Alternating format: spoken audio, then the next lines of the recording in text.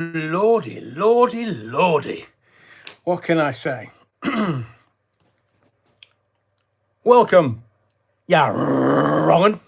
Welcome to the body of the Kirk. Please budge up. Make sure that everyone can get into the pews. Remember, the sermon will start in but a moment's time. Let me just get rid of something. Done. To start with all your... Before you say anything, this is not like Jimmy Savile on a school bus. I'm wheezing a bit because I had to go and pour my own tea. What can I say? Let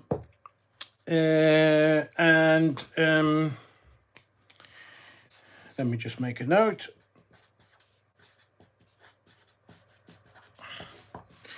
So we'll get to your some quite long comments. Length is not a difficulty for me, but right,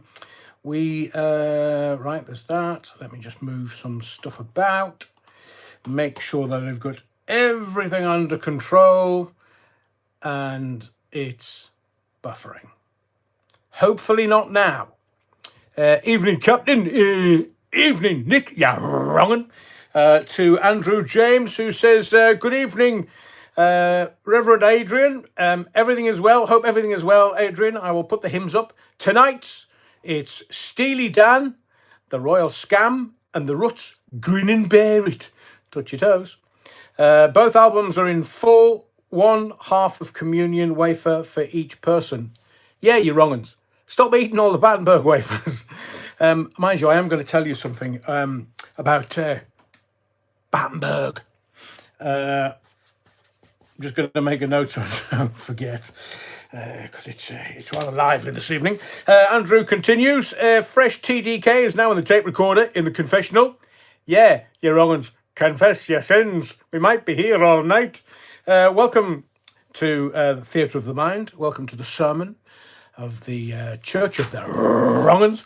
Les Vogel says, good evening, Adrian. Good evening, Les. He says, we've been thinking about you because of what you described to us last week. Hope you're feeling okay and the situation has eased.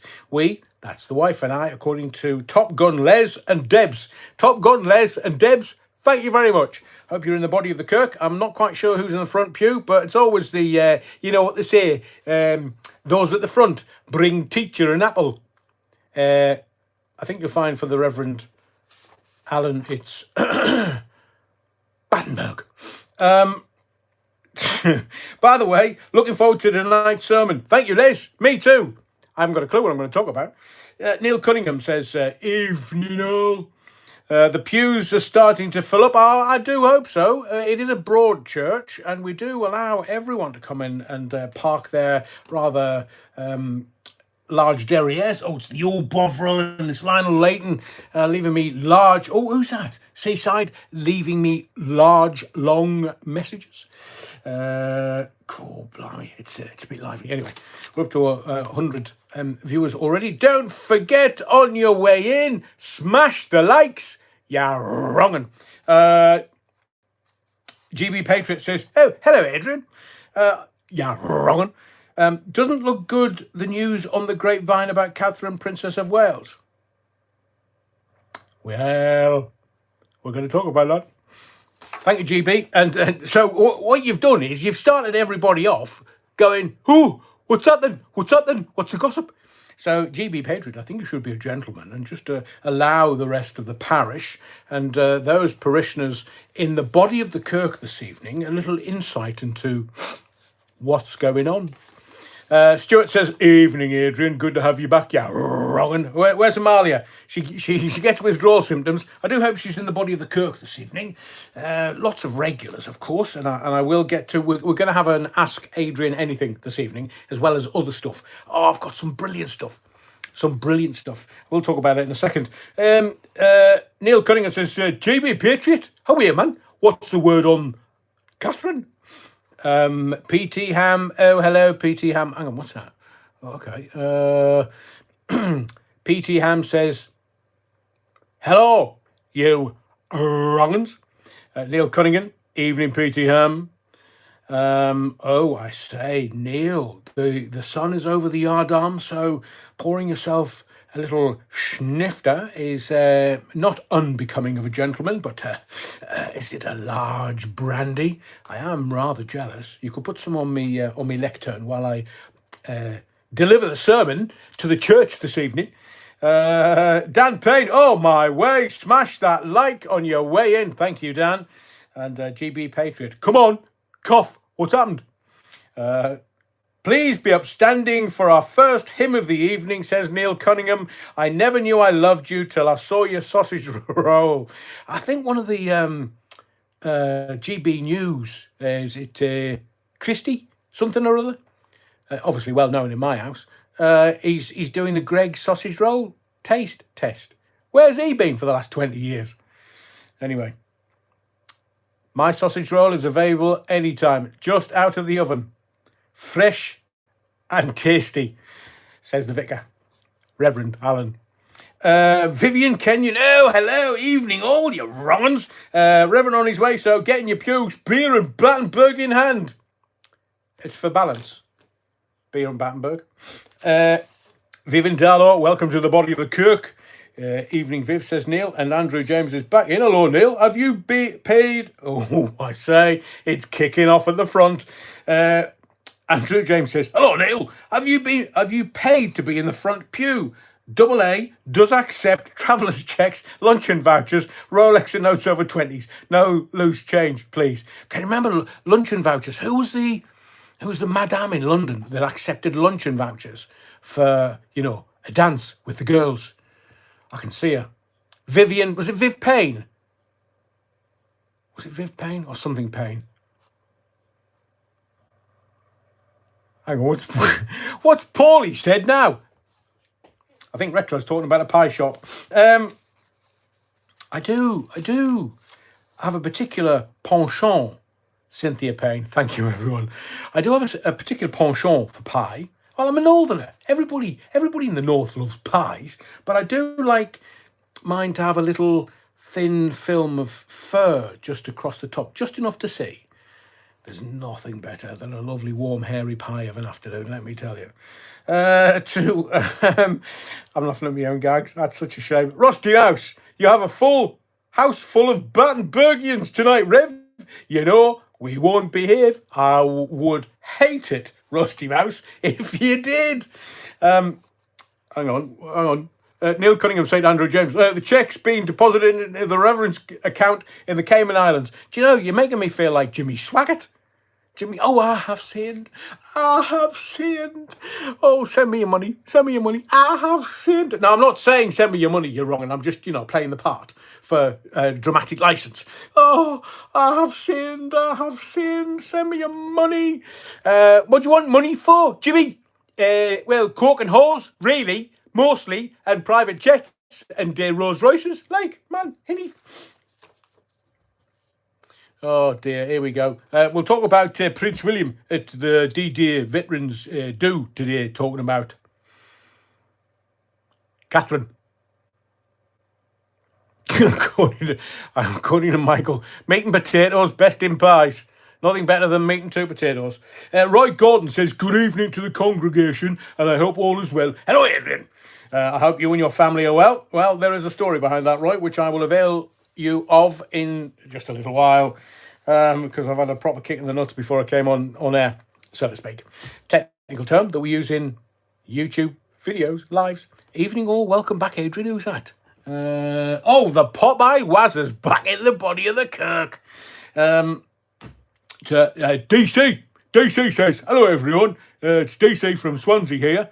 Swansea Jack. Hello, but just saying hello, not been on many chats, I've only been diagnosed with ejection. What? I've been diagnosed with ejection fraction heart failure.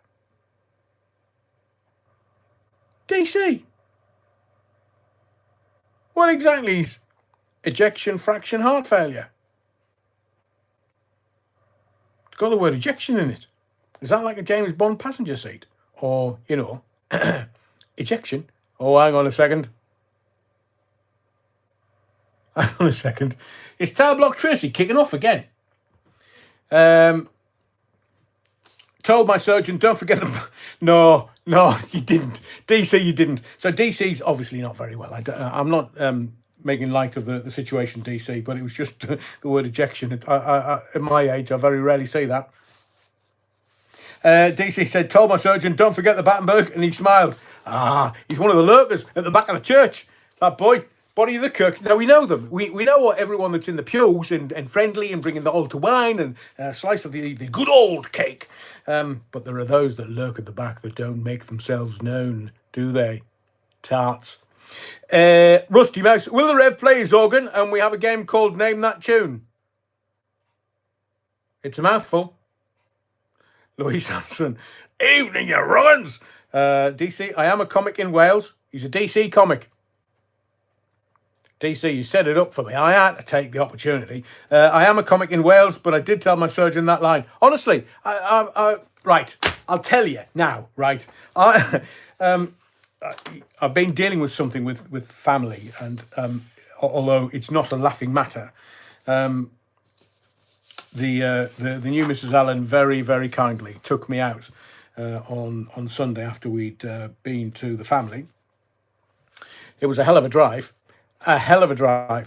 Down to a place called Port Lympney. Don't know whether you know that, but Port Lympney is just this amazing, beautiful place. She took me down. Do you know what for? To feed giraffes. And I've never, in one of the best experiences of my life, feeding a giraffe. They're beautiful and they're gentle, but you stick some leaves on a twig in front of their fizzog. Whoa, brutal. I nearly had my arms ripped from my sockets, so to speak. But within that little beautiful day, and thank you to the new Mrs. Allen, she took me for high tea. Well, it's only becoming of a reverend, really. The Reverend Battenberg sat down, and what did they deliver? In amongst the scones and the sandwiches, yes, salmon and salt beef in focaccia. I mean, it's very posh. And they delivered a slice of Battenberg. Couldn't believe it. But it wasn't our kind of, it wasn't the church's Battenberg. It was chocolate and orange. And I said to her, you do know that I'm the king of the Battenberg, don't you? And the poor waitress said, no. Thinking, is this guy on something? And I just said, that's chocolate and orange Battenberg. That's not real Battenberg. It's not the Battenberg, is it? And she said, oh, well, our chef is complimented quite a few times on his style of Battenberg. And I said, oh, I know Battenberg very well. Hang on, what? Adrian, enjoy the Buy Battenberg tea bag link I sent you. Thank you, GB Patriot. It's always good. And Napoleon Blown Apart is in the body of the Kirk this evening. So thank you to the new Mrs. Allen. The giraffe excursion was wonderful.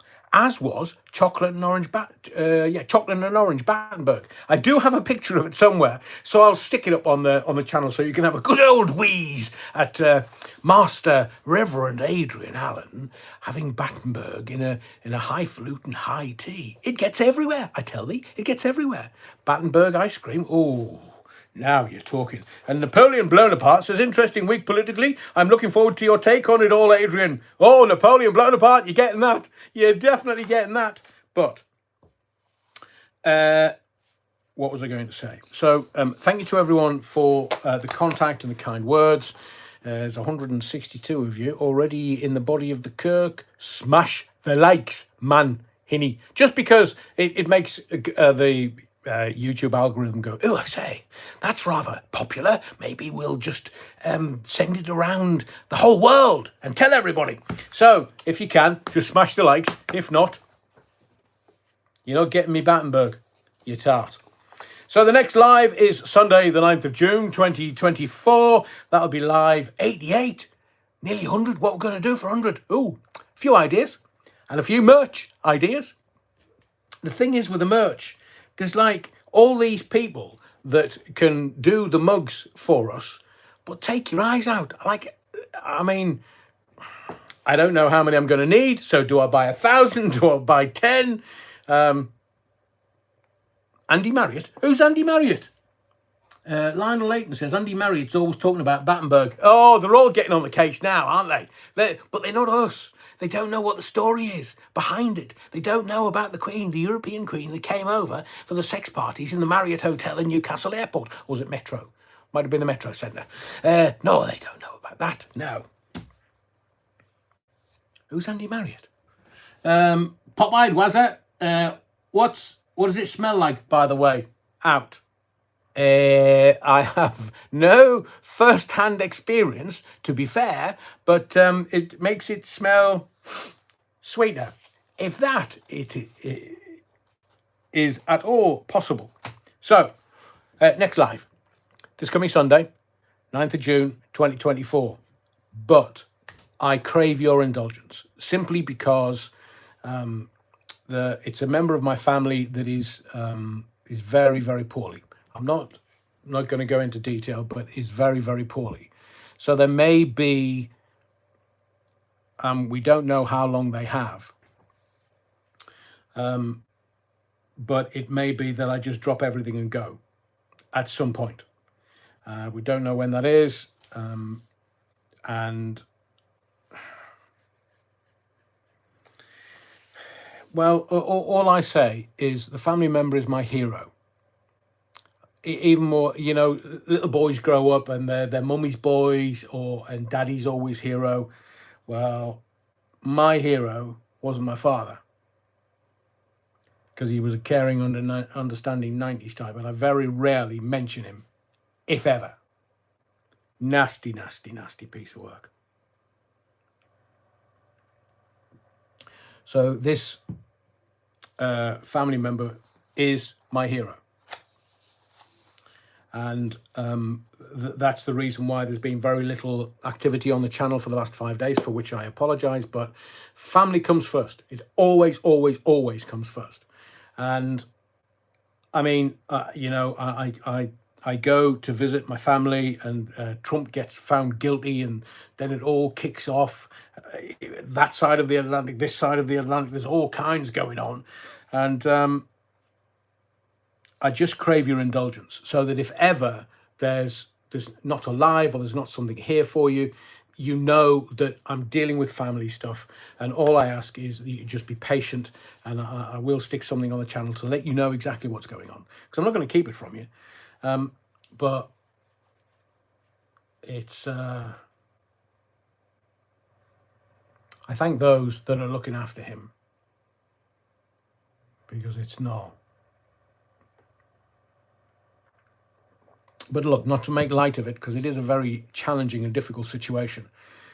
We all have to face our mortality at some point. Life's a very challenging thing. It's not an easy thing, but I hope that in your youth you were given tools not to be able to take an easy life, but you were given the tools to be able to deal with a challenging life. And one day I'll tell you the stories of my youth. It wasn't pretty, but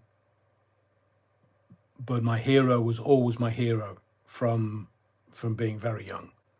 And now to see them weak and a little infirm and very, very poorly it's really challenging. So I crave your indulgence as and when it happens, and I hope that it's away from the lives, and I can just take a little time away just to process things and deal with things, and then come back. Sadder, yes, we all go through this. This is what life is all about. This is what we've got to deal with it. But we all deal with it in different ways. Mine is just talking. And tonight, on this particular live, there's a little royal news. GB Patriot's already alluded to it, although I'll wait for him to, or her to...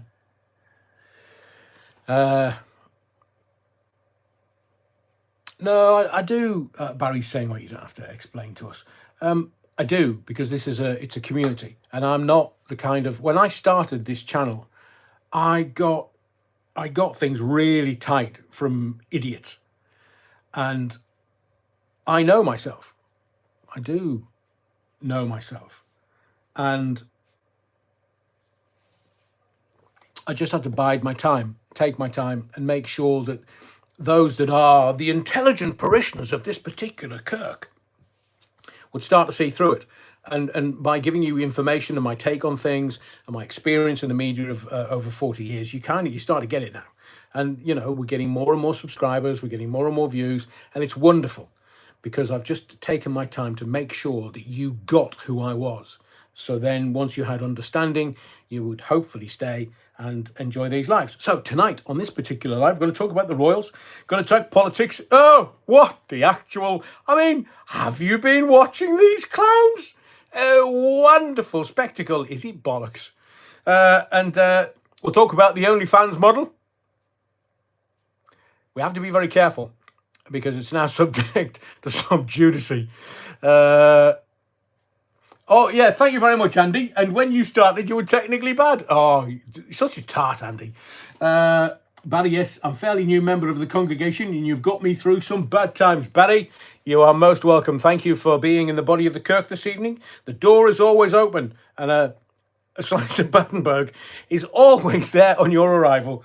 Do you know, I think maybe we should get onto the manufacturers of Battenberg and go, here, do you know how much your sales have gone up since we started talking about it? Can we have some freebies, please? And then we'll just distribute them to the parishioners. I've done that with, I once did that with Cadbury's cream eggs in South Wales. I said to them, here, you know that fondant in the middle of the egg? How do you get that fondant in there then?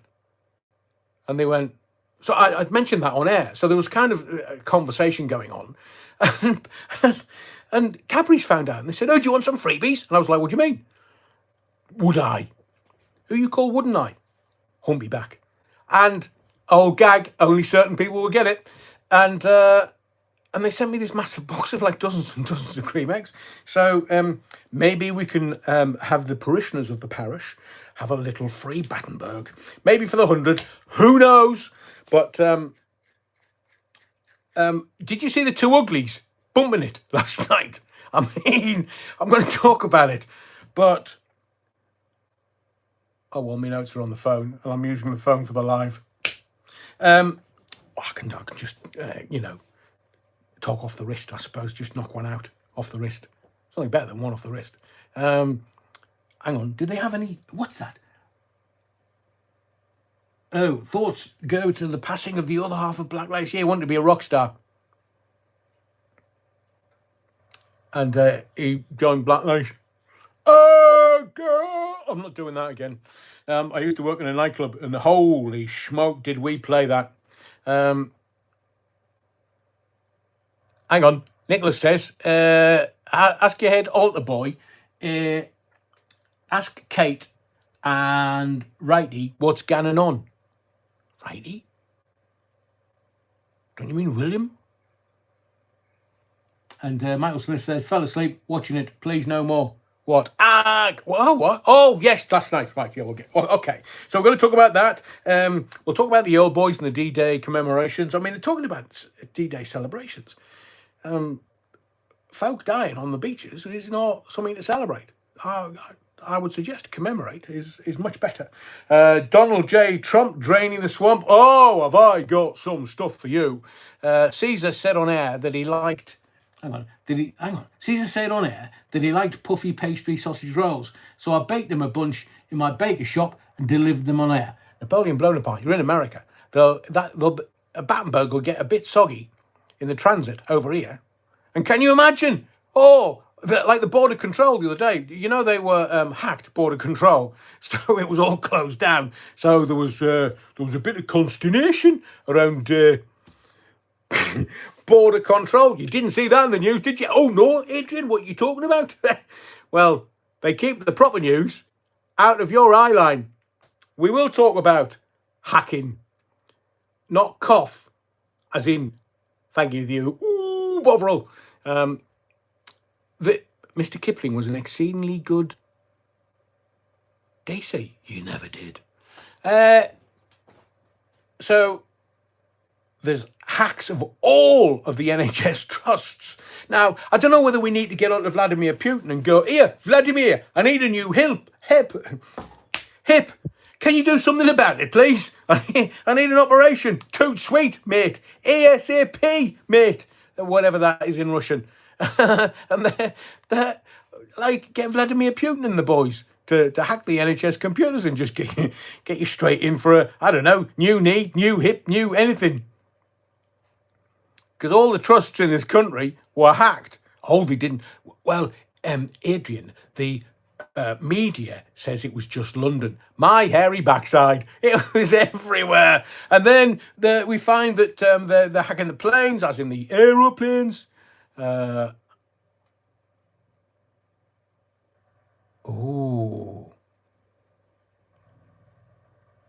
Thank you, the Scarlet Pimpernel. Talk about that later. So if you want anything done, ask the Russians. They'll hack the NHS computers and you'll get an appointment. Too sweet. There was the border control. There was, so obviously all of the illegal immigrants got in. There's a welcoming party in Kent. Hey, lads, right, sorry, you can come in, but we can't register you because our computer system's down. A bit like some ex-girlfriends, I wish they had.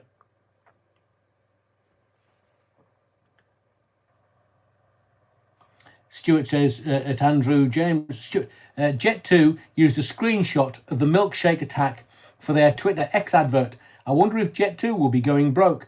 Owen Jones is stirring it up also. He has no shame. Well, yeah, we'll get to the narcissists and what happens to Kate and stuff.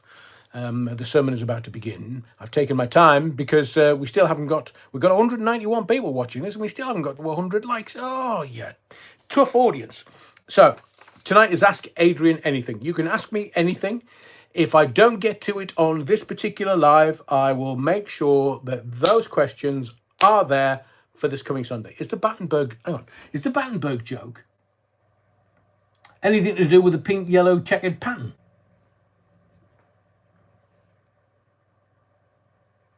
Now, I can tell you that out of the 188 people in this live, there's over 100 people now bursting their incontinence pants. Leah, I don't mean to embarrass you.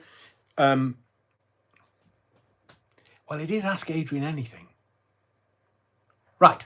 For those newbies, please let me know in the chat if you're a newbie. And if you are a newbie, I'm going to pop your cherry. So tell me if you're a newbie. And if you... Barry, don't. It's not suitable for... Well, actually, you might not find it. So, if you're sitting comfortably, those of a sensitive nature, please turn away. Hang on, who's that? Shannon McBride. Shannon, are you just for you? Tower Block Trace is obviously teasing everybody. Share it out, you're wrong. So I'm going to tell you the story. Going to give you the whole story. And if you are of a sensitive nature, as I have just mentioned, please don't watch this. Please stop eating your dinner if you've got it on in the background, because it won't go with your beans on toast. So, a while ago, I was working for a BBC radio station that shall not be named. And Kate, hang on. Kate says, how on earth do you keep up the live chat and keep talking on a serious subject at the same time? You amaze me. I amaze myself sometimes, Kate. Mind you, I normally fool myself. So, I kind of... it's a skill that I learned doing late night radio and being able to have somebody talk in your ear, be able to talk at the same time and then think at the same time is something that I still don't know how I do, but I try to give it my best on the live, Kate. So what's going on? Nothing. I'm about to try and tell you a really funny story. So I was a long time ago, decades ago, I was working for, hang on, it was a newbie lurker, Julie. Working for a BBC radio station, and I won't do any more popping cherries until I've told this story, because I need to get it out. Not out, just out. Working for a BBC radio station, and I'm just doing 1-2 shows a week, really. just doing some bits and pieces. And I'll go into work one day and there's all this kerfuffle. And the boss pulls me to one side and goes, Adrian, do you mind just filling in the this particular show till we get it sorted? And I was like, yeah, sure, not a problem.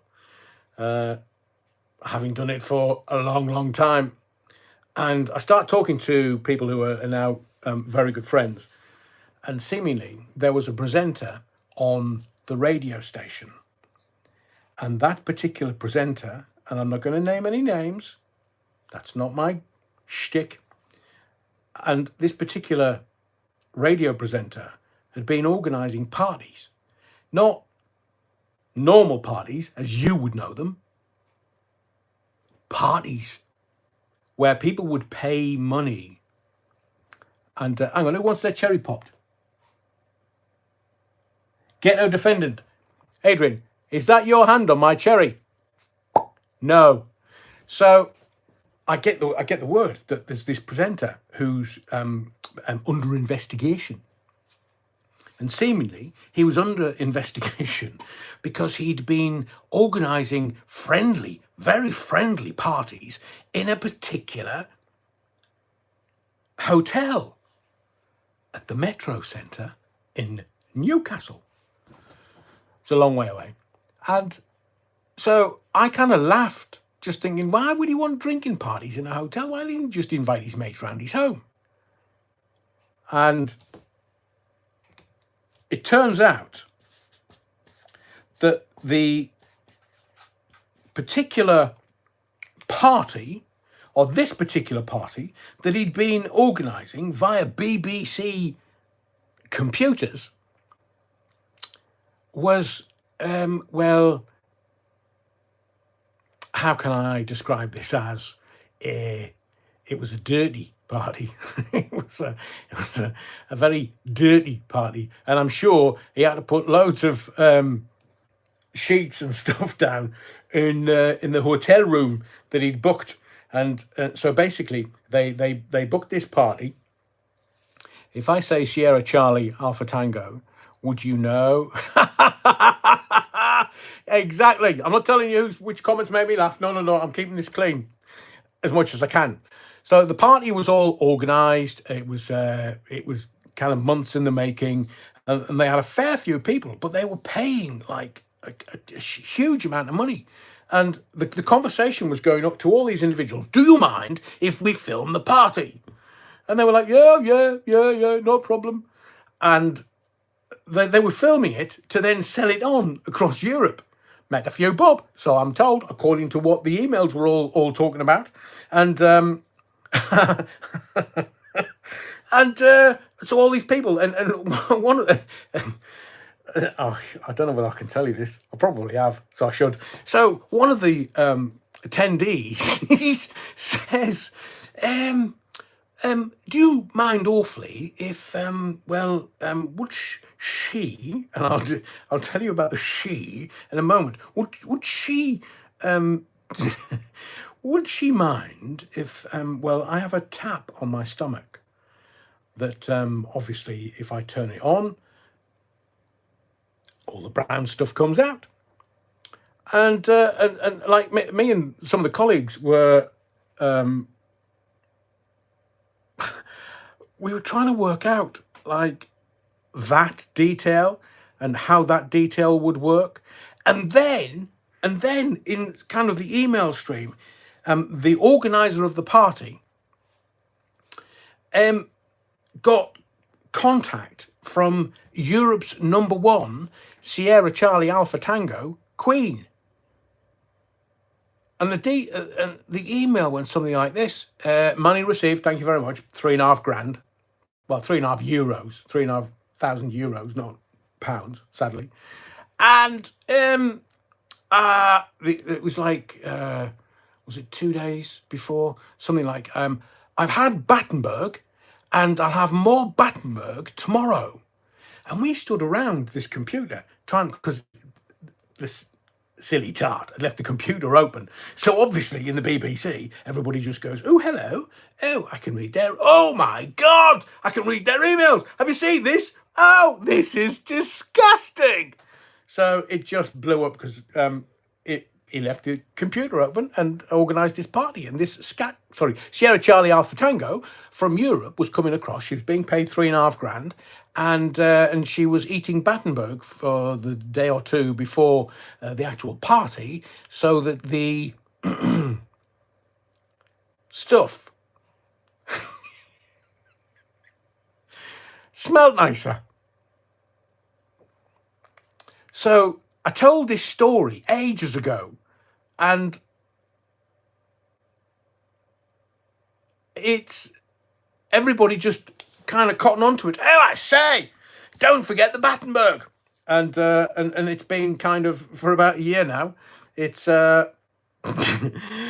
we talk about the Battenberg in a very revered state. So that's why no one else can mention Battenberg in the same way that we do, because we have a story. DC says, and I've got a golden ticket. I think it was more Willy Wonka than Wonka. Mind you, I could have delivered that joke a little better, I think. So anyway, so for Leah, I hope I haven't upset you. I hope your beans on toast is still lovely. And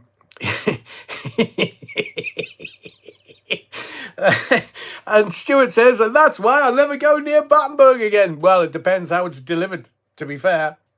So that's why we talk about in hushed tones. Who said, give us a clue? I've just told you the bloody story, man. Shannon McBride. No, I'm not telling Shannon. I'm not telling you who the presenter was. No, he still works in the industry, sort of. So I'm going to spare his blushes. But he made a fair amount of money. And actually, he's a nice guy. If he was one of the not so nice people that are in radio, and there's lots of them. Oh yeah, Willy Wonka and the Battenberg Cake. That would be a great movie. Actually, I think there is a movie out there that recorded that day at the party that's all over Europe, but I'm not touching that one. Somebody said shite loads, you could say. Brilliant. Brilliant. Thank you, Leah. That's how my license fee gets spent. Well, it wasn't spent on the party. It wasn't spent on providing the Battenberg.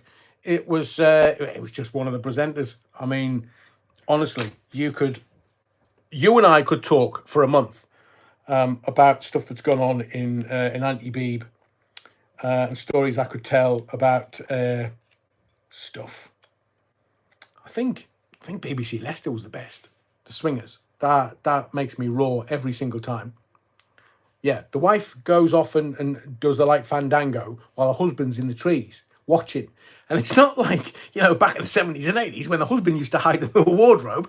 Didn't used to come out until they'd done the dastardly deed. But it's the same as the husband standing in the wardrobe going, oh, hello, what's going on?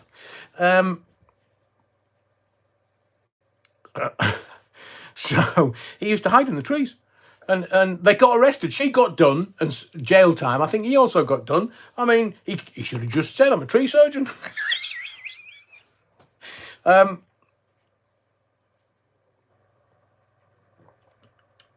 Stories. Anyway. Oh, I see. Where is she? Have I got it here? Yeah. Have you seen Carol Vorderman on the front of the Mirror today? No. It's all about her. All about, Pride of Britain. In Our Search for the Pride of Britain by Carol Vorderman. Honestly, don't sit her near the fire. She'll melt. Let's get into. I promise you, I will get into the politics because it's really, really, really funny. But I want to talk about the Royals and the D-Day commemorations. So it's 80 years on. I mean, there's very few of the old boys still around, still, able to. I heard one of the old boys who landed on the D-Day beaches. It was D-Day +2, and the old boy's a bit Mutt and Jeff, and obviously is some age, but why aren't we revering these heroes more? I know that Charles and Camilla had a bit of a sniffle. And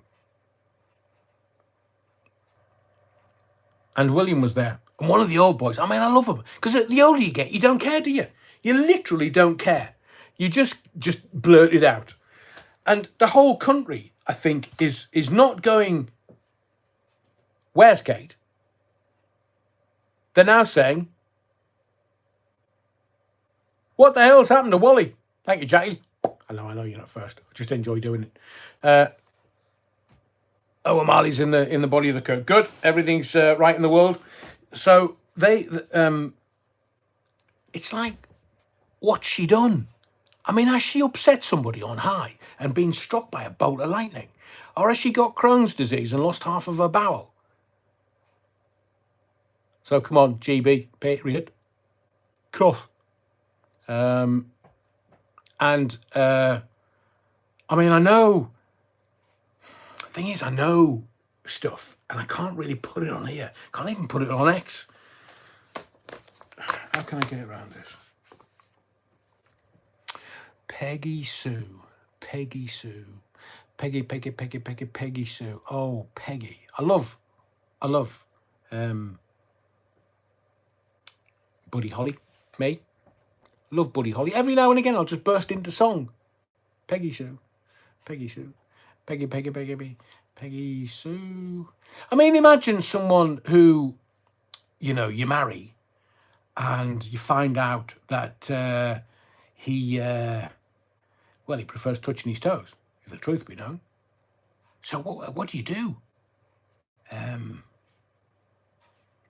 I'm speaking in code here for legal reasons. Put it in the book, Michael. Yeah. Yeah. They'll definitely sue me if I put it in the book. No, Andy, I'm not singing. I'm just, I'm letting you know something that you won't get anywhere else. But you just have to be a little switched on tonight. So, imagine if you marry someone and it turns out that the gentleman that you marry likes to help out when he gets busy. So you're not really dancing much.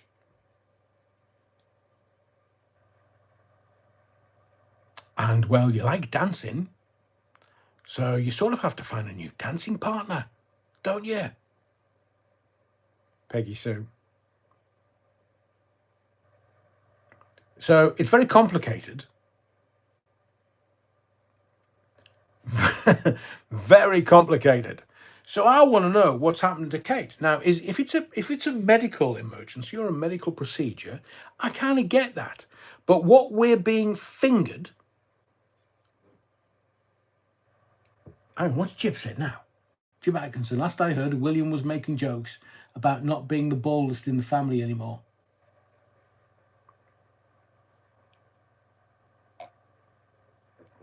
Let me tell you something. Most gentlemen, Shannon says, take it she's not going on Strictly then. Just for the gag, Shannon. Brilliant. I don't think a gentleman would take the mickey out of his wife's condition if she had a condition. Hang on, Amalia. Go on. I shouldn't laugh, but... hang on, what... Honestly, you're more interesting than me tonight. Where's Jim Atkinson gone? Oh, it's gone past me. I won't be able to see it. But you please don't stop. You're being very funny this evening. And I don't think a gentleman would make them... If your wife or even your husband is suffering the big C, and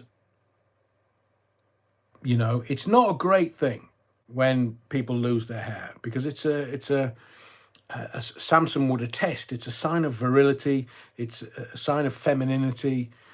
So I absolutely get that if Catherine, Princess of Wales,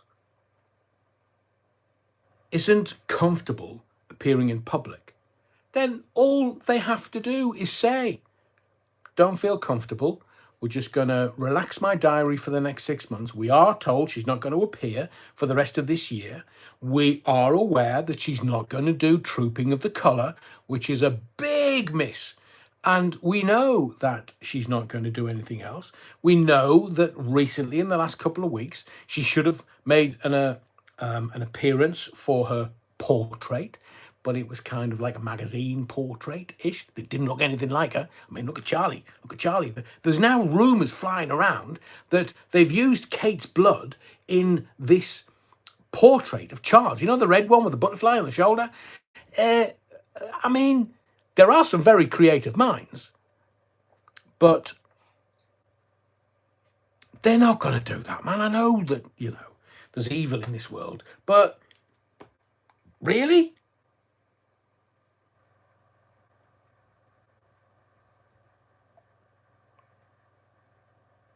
So no, I don't think that's the truth. I think the truth sits somewhere between the conspiracies and the conspiracies. Oh, no, you're wrong. And who said that? Put Taylor Swift on for Adrian. Stuart, absolutely. Bagger off. You're wrong. For Shannon says, for a woman, always has been, even back in times of World War, women would consider a haircut a style, as a treat to bring their own confidence up. So you can understand if it's a medical situation. Completely. Absolutely. I agree wholeheartedly. But Williams said today, and we're hearing this third hand, we're only ever getting updates from when the old boys go, "Oi, you're wrongin', where's Kate?" Amalia, now we all know why Kate's records were hacked, and they were available on the dark web. And as Jean Psychic, I think Kate dead. We don't know. We know what we know. We don't know what we know. We don't know what we don't know. And let's put it this way. They're not telling us anything. Don't come to Dublin at the end of the month, Adrian. She's playing 3 nights at the Aviva Stadium. I would rather stab my eyes out. I'm talking about Taylor Swift. I was going to say to you, name me a Taylor Swift song that you can sing all the lyrics to, you know the tune, and you can regale me with on this live.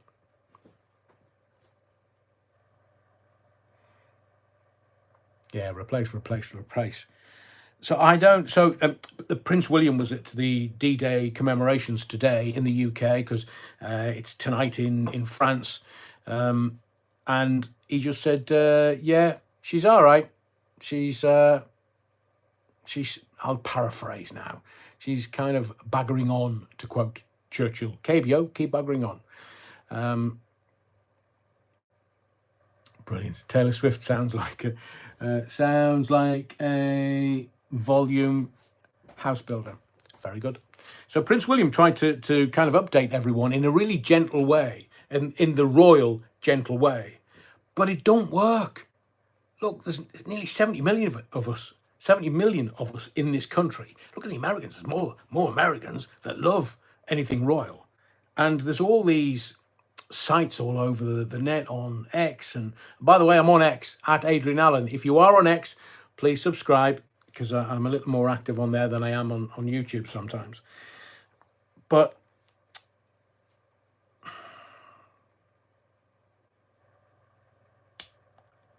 the great minds,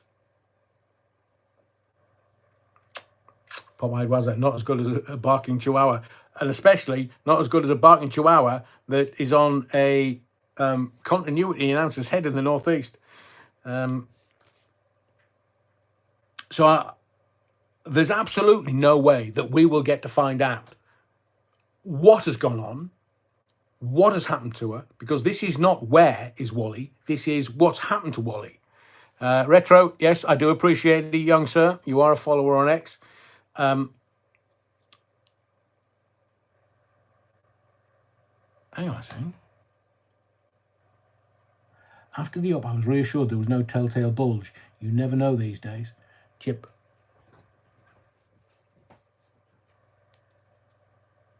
Now, At the beginning of the year, I know GB Patriot said this.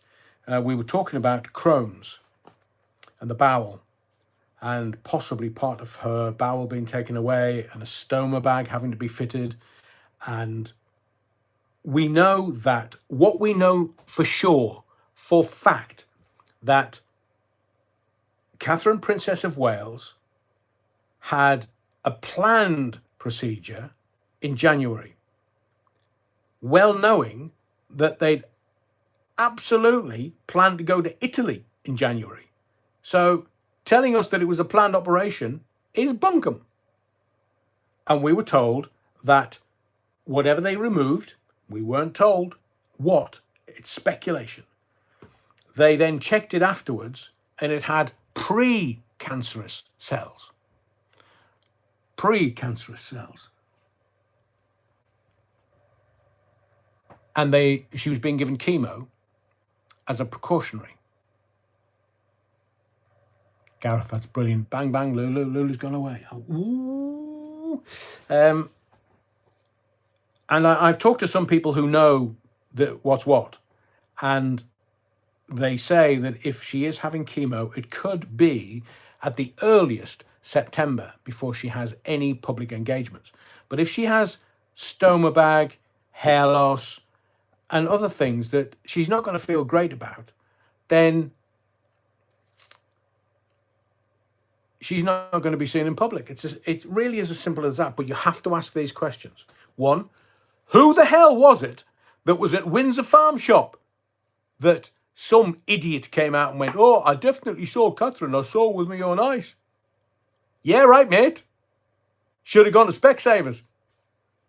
So if she was carrying the shopping from Windsor Farm Shop, then she should be quite happily seen in public, especially trooping of the colour. We pay, they pose. So I don't get what William's saying to be the absolute truth. And I think what the public want is an absolute. And we don't have it. But as time goes on, and they are almost ignoring what the public want and just carry on.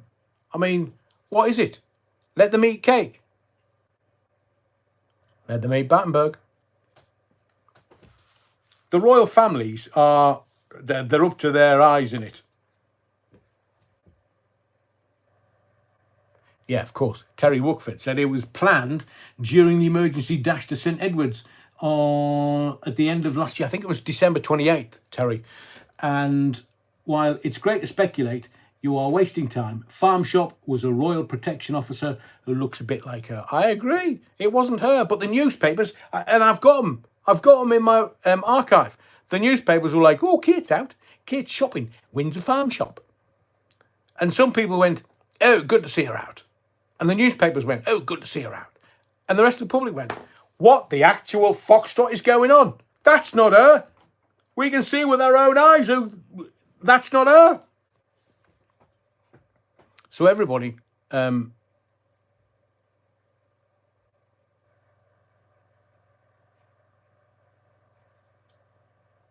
not going to know. But if they're saying she's not going to be back in public until possibly the beginning of next year, this is all, as Terry says, it's all speculation. But then Prince William, future king of the realm, future king of these sceptred isles, said,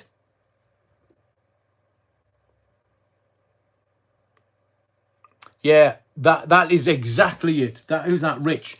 Rich says, it sold papers and clicks on their website. Exactly. I mean, I think, and I'll say this again just for balance, I wish Kate and all of the royal family, Catherine, Princess of Wales, and the whole of the royal family, I wish them well and a long life. But stop buggering about, man. Just give us the truth. Now, why didn't the palace come out and say, that's not Kate? Because they didn't. And why did they turn around and say, the Photoshop photo, they even got Kate to admit that she played around with Photoshop and got it wrong? They obviously think we're dim. Now, I have said to you, and I've given you the example of the royals cozying up to Hitler back in the 30s because they wanted Hitler to defeat communism. They wanted Hitler to defeat the communists, the Russians especially, because the Russians put their royal family, the Romanovs, to death.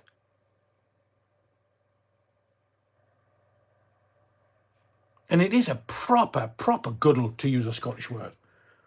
It's a mess. A proper mess. And, you know, if Prince William or any member of the royal family or any press spokesperson on behalf of the royal family said, look, she's had a very difficult and challenging procedure, you're going to have to give Catherine, Princess of Wales, more time. We would understand as a nation because we only want the best for them. We don't want anybody to suffer. We want everyone to have a long life. We all want to live to be 300 years old. But we're getting out. And the hacks and all of the editors of the newspaper know what's going on. All of them. The mainstream media, all of it. It's controlled. So they know what's going on, but they're just not telling us diddly squat.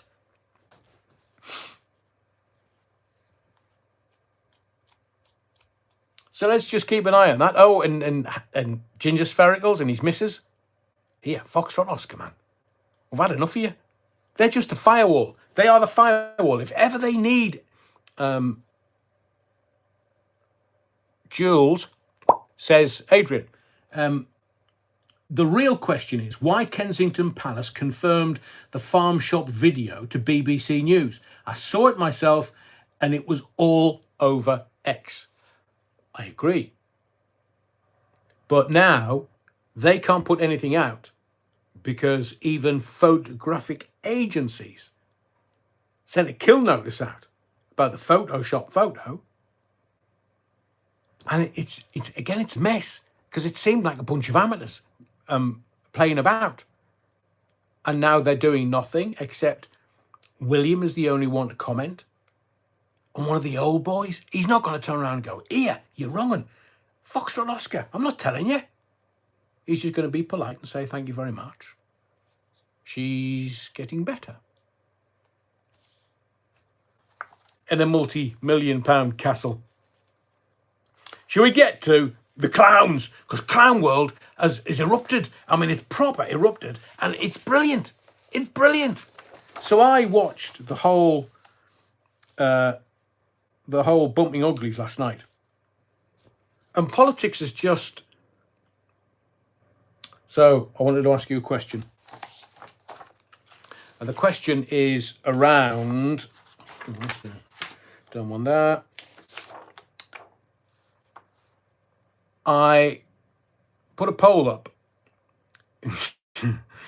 No monkey gags, you're wrong. I put a poll up yesterday. And the question was... Are you more likely to vote Reform Party now Nigel Farage is standing for election and is now party leader? And the poll currently stands at yes, 68%. No, 16%.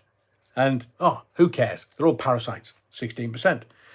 So the question was, are you more likely to vote Reform Party now Nigel Farage is standing for election and is now party leader? Let me ask for your votes this evening on the live. So, you know, usual standard, 1 for yes, 2 for no, and 3 for good old parasites.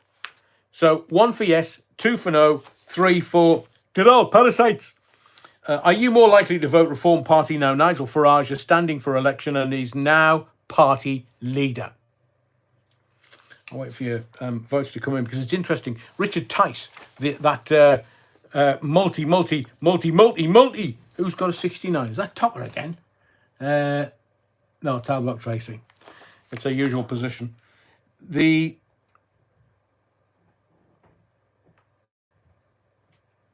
See, I'm seeing so many votes coming in. Hang on. 1 for yes, 2 for no. Yeah, well, Stuart, 6. Honestly, we'll toss you out of the church. Yeah, because, and I put this in my notes a little earlier, that Reform are now 2 points ahead of the Tory party in the polls. So it's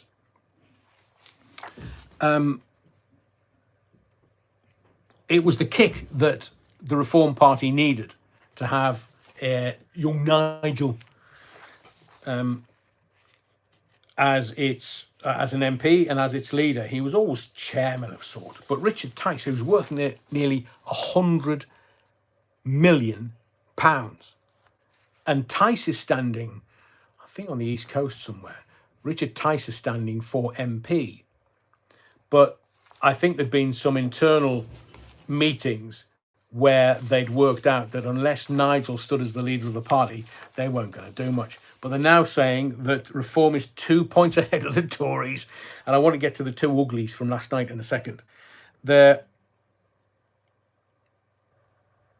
Nigel has come out, not out, just out, and said that he wants to replace the Tories. Now, that's not going to be a biggie, to be fair.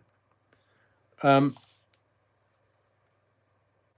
68% on the poll, and a huge amount of voters tonight have said, number one, are you more likely to vote Reform Party now Nigel Farage is standing for election and now party leader?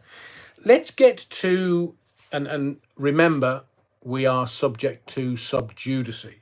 So legally, we can't talk about a case once someone has been charged, and we will leave that to the process of law. But I've seen footage of the whole thing, and it's from across the road. And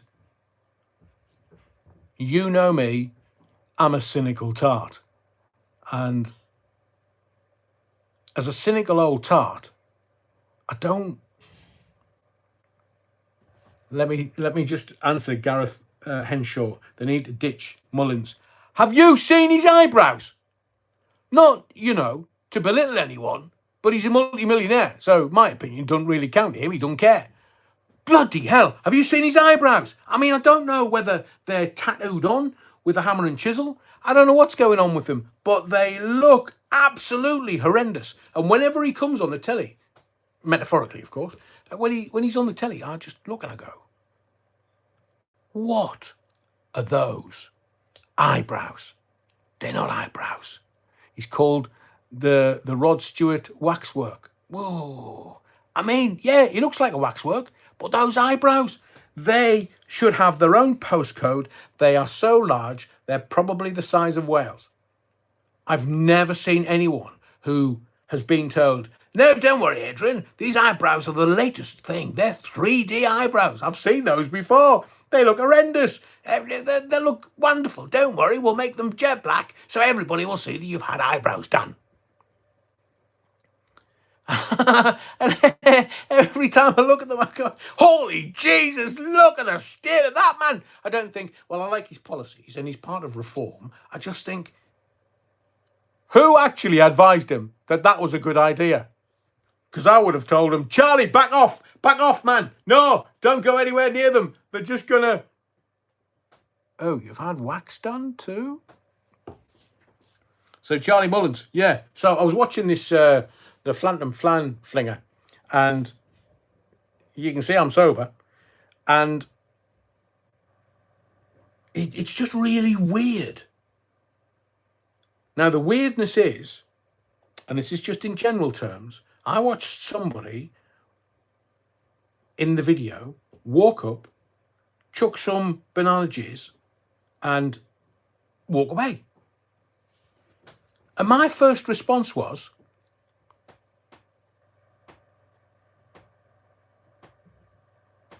where was the security? So now all the politicians are going, oh, we've got 4 more weeks of this. Oh my God, we're either going to get pied in the face or we're going to get banana jizz or we're going to get something chucked at us. Oh, rotten tomatoes, cabbages. Oh, they're all bricking it now. DC, that is funny. Charlie Mullins reminds me of the Chuckles. And who was it? Somebody else said something that was really funny. Oh yeah, Lottie, Dennis Healy. Oh, they were proper eyebrows.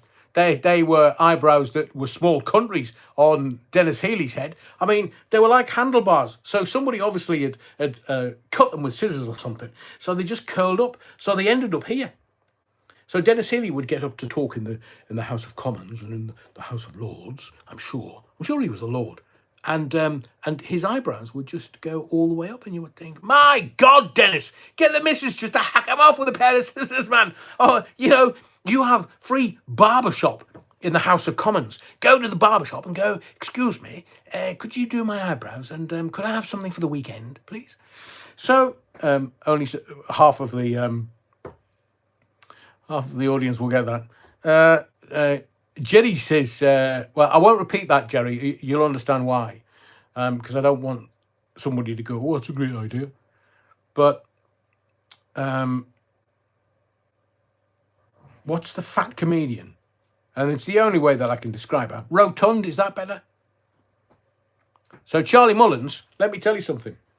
Charlie Mullins was the man that said, all of me plumbers that are going to work for my firm have got to be jabbed. Got to have the jibber jabber. All of them. And then he sold the company. I bet he did. Wait till somebody starts suing people when it all starts coming out. If you stroked Healy's eyebrows, they purred. Wonderful. So all these people who go, "You have to have a jibber jabber, you have to have the jibber." Oh, I'm looking forward to the legal suits. Because it don't matter if you've moved on and sold the company. No, you were the person. Buck stops with you. Let's wait. He's never going to get in as a politician. Never in a month of Sundays. The eyebrows are going to stop him. That's why all the other politicians are like beige and... Right, I'm going to try something because somebody asked about 20 minutes ago. Alexa, can you pop my cherry? I don't know that one. Alexa. Woman. Alexa, have you switched off? Right, Alexa, can I pop your cherry? I don't know that. Are you just being coy, Alexa? Sorry, I don't know that. You've already told me that. You're repeating yourself. You've been on the P's. I said, Alexa, how do I pop your cherry? From masterydociala.pl. To pop your cherry, you'll need a sharp paring knife or a cherry pitter. Wasn't quite thinking that cherry styly, Alexa. Alexa, how do I pop your sexy cherry? This might answer your question. According to WikiHow, you typically shouldn't pop a pimple due to the increased risk of scarring or infection. However, if the swelling is causing you discomfort, dip a clean cloth in warm water, then wring out the excess water and lay it over the pimple for several minutes. Once you notice the fluids rising to the surface of your skin, gently rub the washcloth against the pimple, which may help pop it. Repeat as necessary. So remember this. I can only pop your cherry if it's uncomfortable. If it's growing and uncomfortable. Alexa, do you boil bunnies by any chance? Sorry, I'm not sure about that. Well, obviously you wouldn't want to get arrested for it, would you? She's gone to sleep, thankfully. So whoever said that about 20 minutes ago, there you go. Stuart says, Alexa, how is a lollipop eating? Here is what I found. To eat lollipop, unwrap and stick the whole lollipop in your left cheek. Take hold of the lollipop stick and yank on the stick, hard. Some lollipops resist being pulled off their sticks, but this works well with partially melted dum-dums. Once the candy is separated, crack it into pieces with your teeth and chew. Alexa, do you know Juicy Fruit by M. Toomey?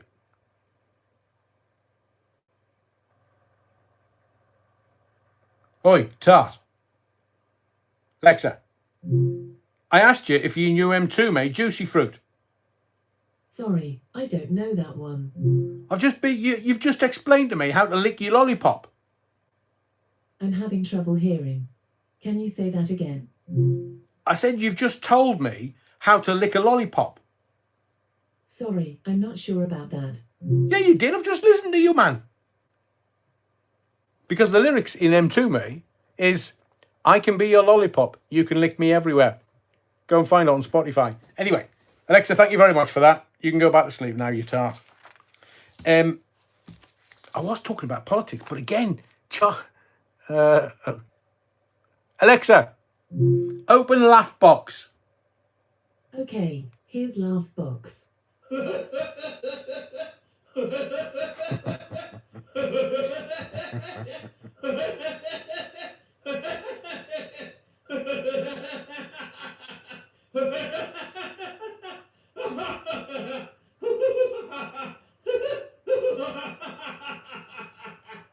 That sounds just like one What type flew. of laugh would you like next? What? I want to talk about the politicians, man, Alexa. Leave me alone. So, Sorry, I'm having trouble accessing your Laugh Box skill right now. I haven't got any skill, Alexa. Alexa.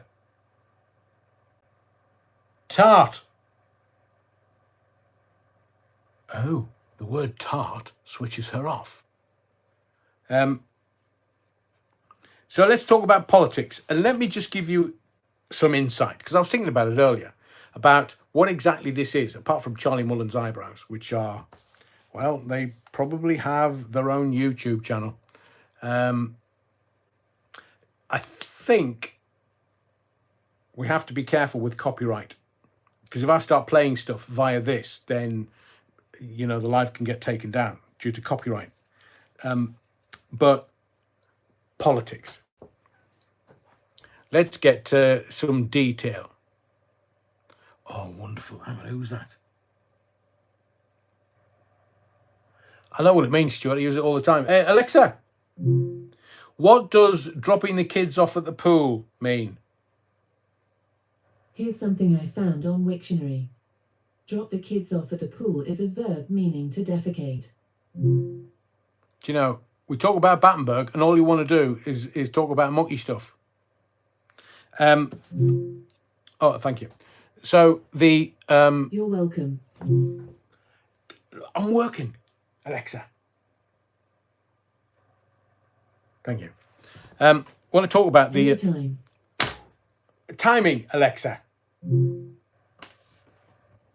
You're having a conversation. I'm trying to deal with her, and you're laughing your caps off. I don't know that. Do you mind? I'm eating my crumpets, says Amalia. Nice. Sorry, I'm not sure about that. Alexa, I'll switch you off. If you keep interrupting me, it's bad manners. Lip up, fatty. Great song, Bad Manners.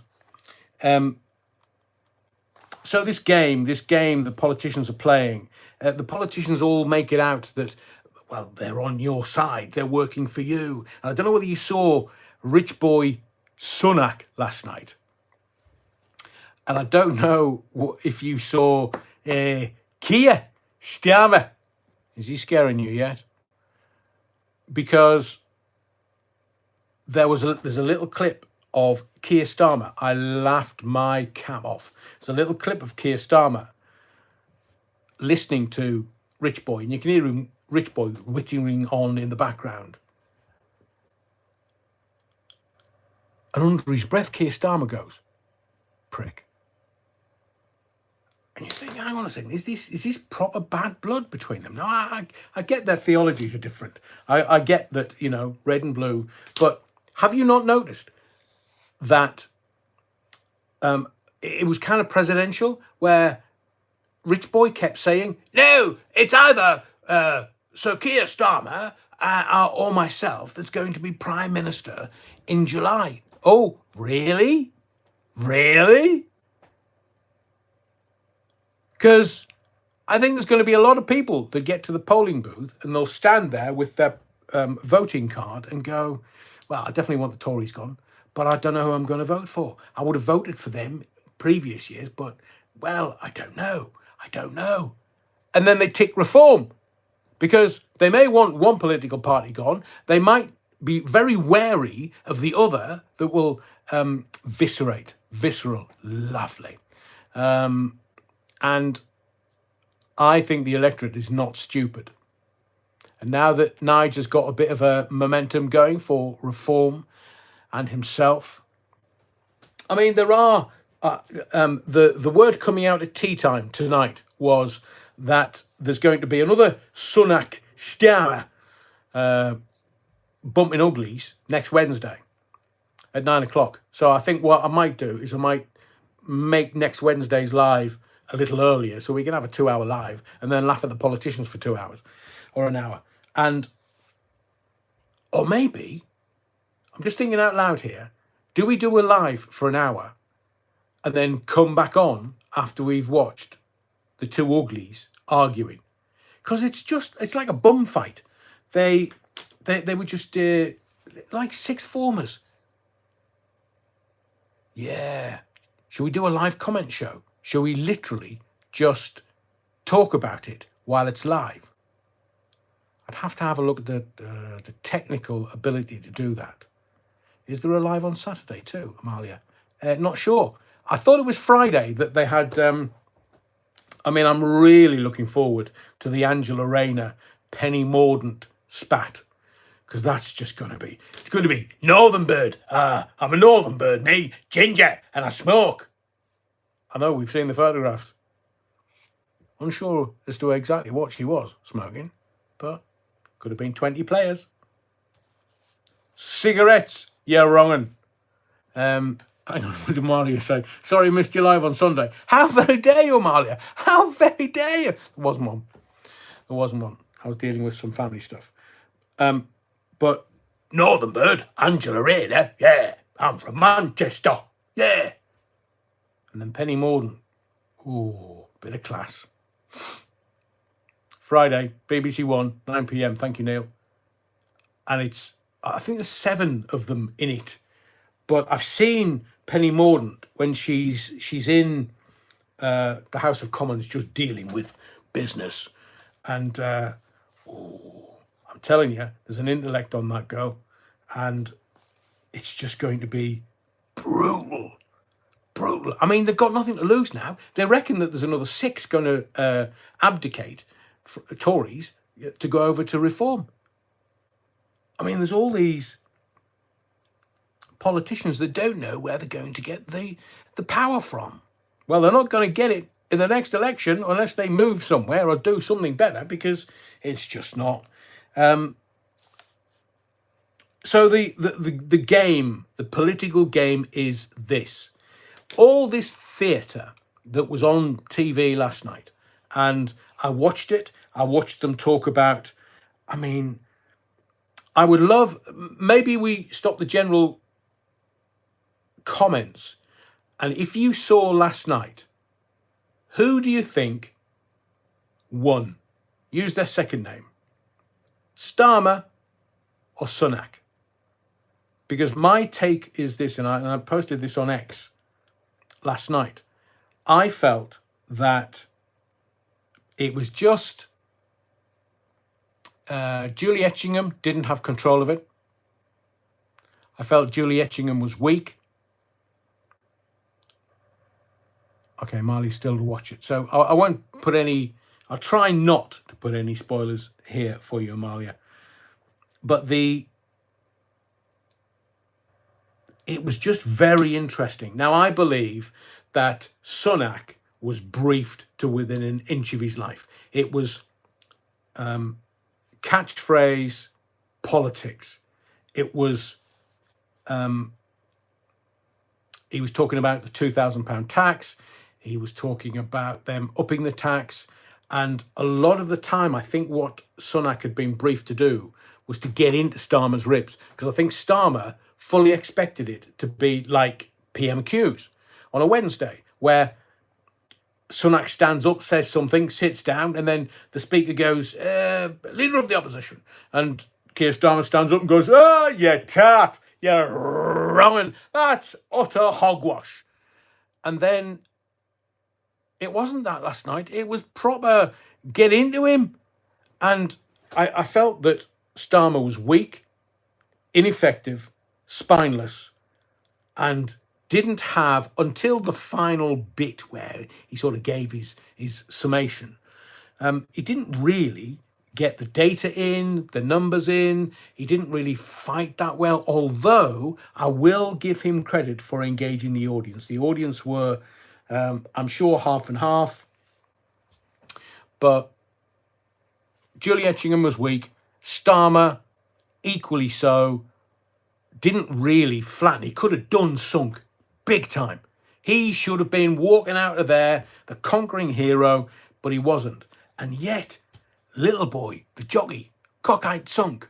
He was, hang on. Lottie, I haven't. All the newbies in the chat, if you just want to say you're a newbie, I'll pop your cherry. But Sunak, I felt, edged it. Simply because he does look like a puppet. He does look like a waxwork. He wears the same suit, tie, shirt every time you see him on telly, even though he's got billions, or his missus has. Did I tell you that Sunak and his missus, her mother is a politician in India and is on the board of the Gates Foundation? Ooh, what a tangled web we weave, if at first we practice to deceive. Shakespeare.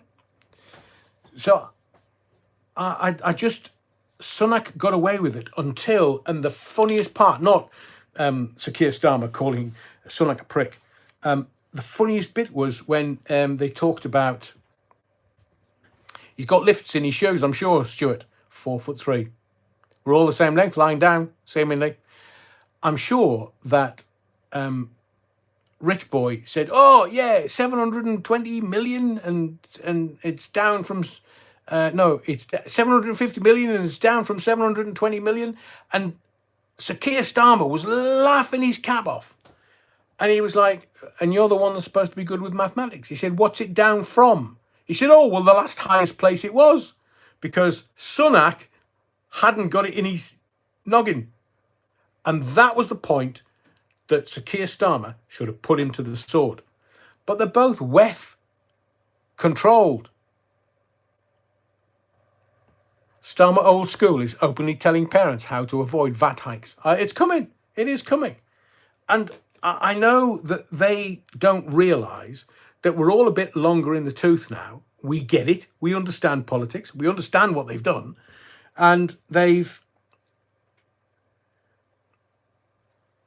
So the poor are there to scare the middle classes. The politicians are on the grift continually. They are there because they want to have a massive transfer of wealth, generational wealth, from the taxpayers, from the country, from everything. Everything. They're wanting to transfer the wealth. Look at Boris, Bojo the clown. He's never away from Ukraine. Why would he want to be in Ukraine? Oh, by the way, let me tell you something. A Russian drone was downed over Crimea yesterday. Now, I've told you for nearly a year now that the hogwash in Ukraine is a money washing. It's a money launderette, Ukraine. And very powerful people are washing billions of dollars. Ask the Americans. I'm going to give you some stats in a second. And the Russians had a drone downed over Crimea. Don't know who by, because it's not in any of the mainstream media. But there was a Russian military drone downed over Crimea. Now, I've said to you that the Black Sea is what it's all about. It's this gas and oil. It is Russia owning, controlling Crimea. And Ukraine is next door to Crimea, and the Ukrainians want Crimea. But the Russians are telling them, hands off, you thieving tarts. Now, at the south, you've got Turkey, who are like, oh, hang on a second. No, you can't have the gas and oil. We want it.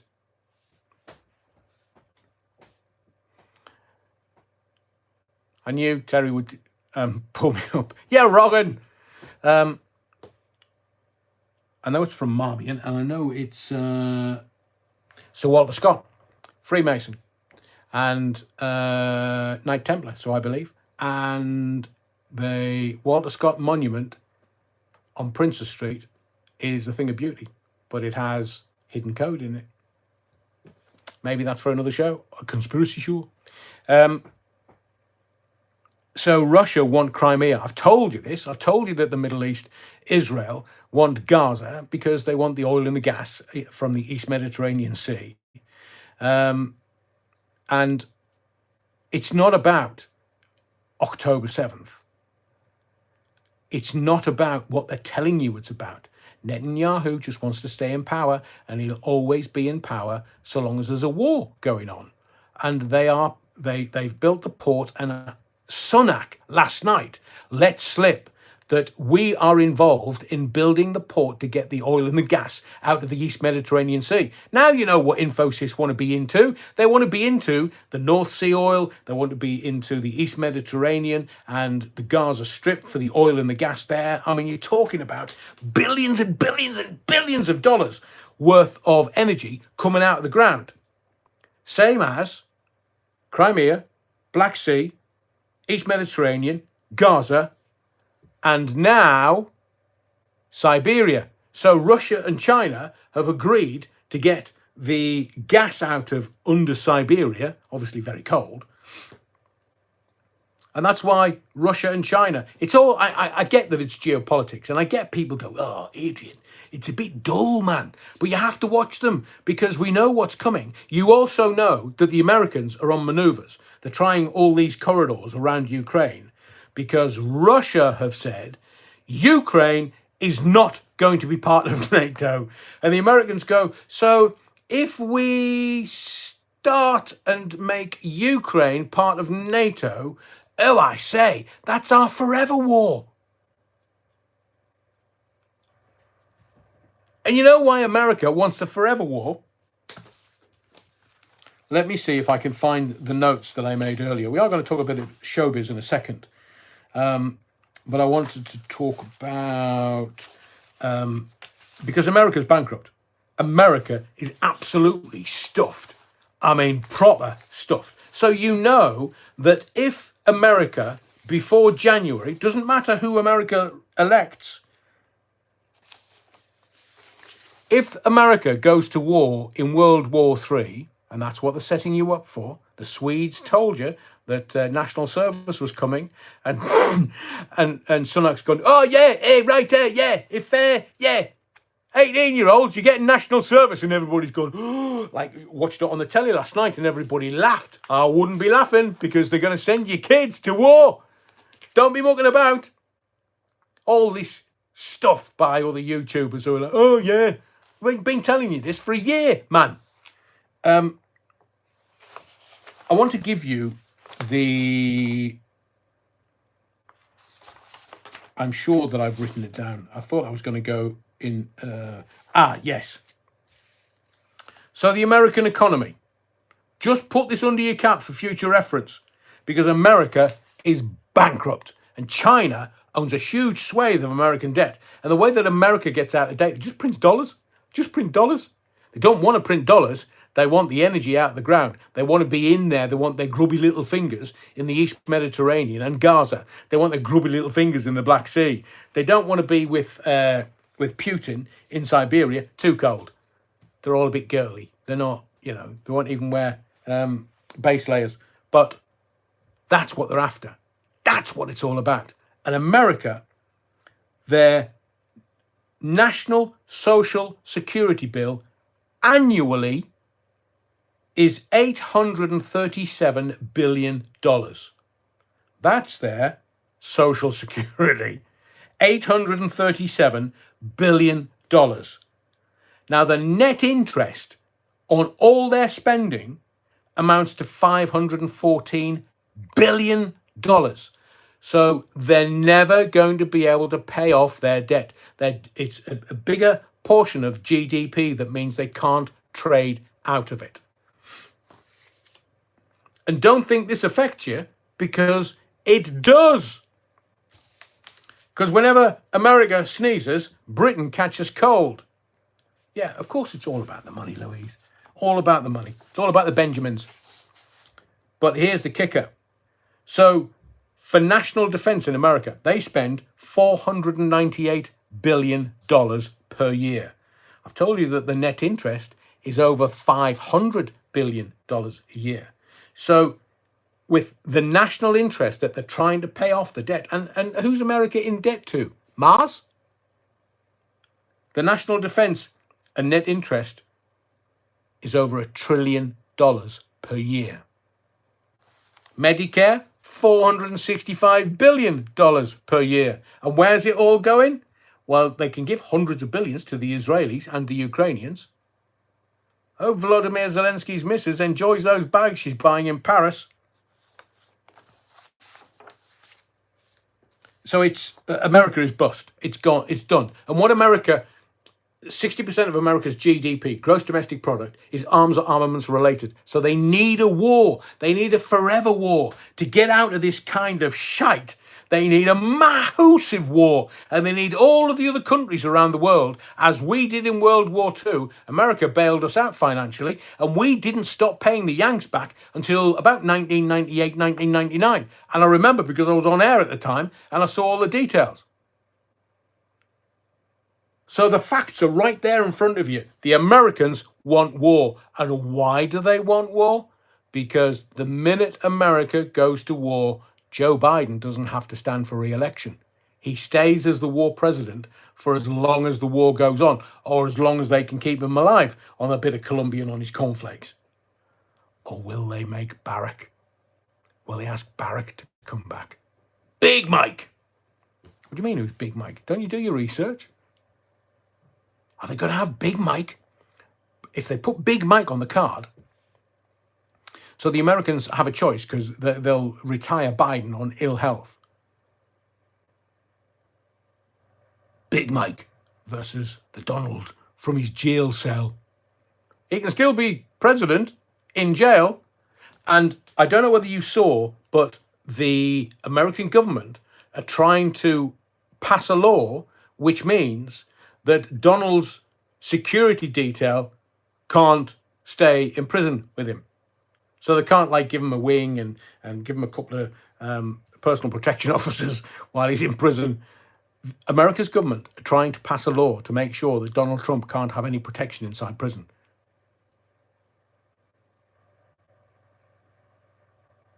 The evil that we are watching and witnessing is beyond any comprehension. And I agree with you, Amalia. They are as corrupt as Foxtrot.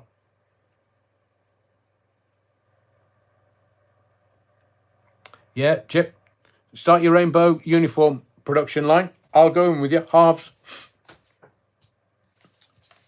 Let me tell you that if you haven't been watching America, have you seen anything about Fauci? Anthony Fauci, Dr. Anthony Fauci. And that boy has been handed his derriere back to him by a subcommittee. So that all these people they've been online, because I'm sure watching the subcommittee grill Tony Fauci was a bit dull, but this COVID subcommittee got Tony Fauci to admit that he approved the funding for the Wuhan lab in China that engineered the Charlie 19. Do you understand what I'm saying to you? This subcommittee got Tony Fauci to admit that he approved the funding for the Wuhan lab in China that engineered the Charlie 19. Now, it was a congressional hearing, the House COVID subcommittee. He admitted that he made up the distancing rules and masking children. They've proven by these interviews that he lied, and they got him to lie under oath. Now, I know they've absolutely gone for Donald Trump because they don't want him to make president again, because they want this forever war and they want to make hundreds of billions and trillions of dollars in profit. But one of the House committee said they wanted him in jail for crimes against humanity. And Dr. Rich McCormack, he grilled Fauci and nailed his derriere to the wall for his lies. He's got him, Dr. Rich McCormack got him to lie under oath. Jailable offence. Couldn't get out of it. Fauci thought he was clever. And America's now in revolt. It's eating itself. We're watching the death of America. Has it hit 250 years yet?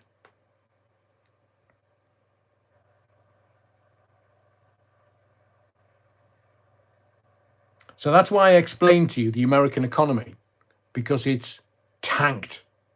It's trillions in debt. The interest alone is over $500 billion per year. Now, you look at the politicians, as I said to you earlier, you look at the politicians and you go, they're just at it. They're just at it. It's the transference of wealth. Their job is to transfer as much and generational wealth into their family and not get caught. That's the game. That's what politics is all about. It's not for the betterment of your community and your family or your future. Stuff that. Let's just see how many, first person in the world dies of bird flu virus in Mexico, according to the World Health Organization. Well, fan my brow. Look at let's just park up what's happening in America. Let's talk about the WHO first. The World Health Organization, they try to get ratified their treaty, which meant that they were in charge of the world, along with Klaus Schwab and WEF in Switzerland. They were running the world. Have you noticed how the Bilderberg Group doesn't get a mention anymore? Does that not confuse you? The Bilderberg Group had all the power. Have the Bilderberg Group become the World Economic Forum? In plain sight. And the WHO, the first human being has died of avian flu. Is it H5N1? They're starting the new pandemic. Is this disease X that we were told about months ago, 6 months ago, 7 months ago? How else did Bojo pay 3.2 million for his mansion extension? Yeah, it's generational. It's generational. Current bird flu is H5N2. Thank you, Terry.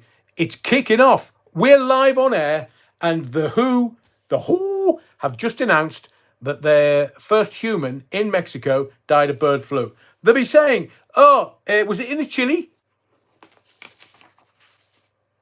Now, the little Peruvians will already have an antidote for that.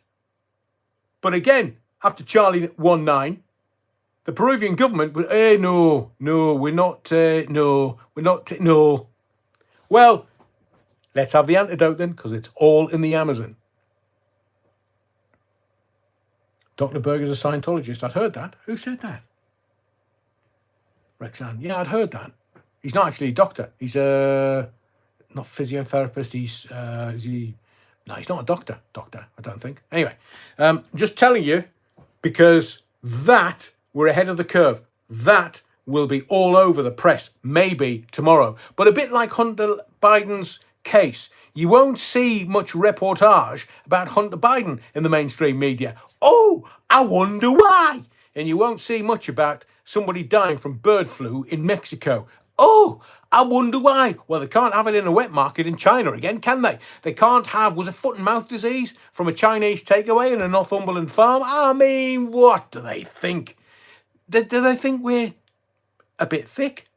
No, We saw it coming. We knew what disease X was coming back in December, November when they were talking about it. And now all of a sudden they go, there you go, bird flu. They've been trying to get bird flu off as a pandemic for decades.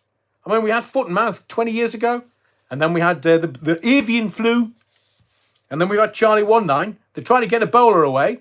They're at it. They're all at it.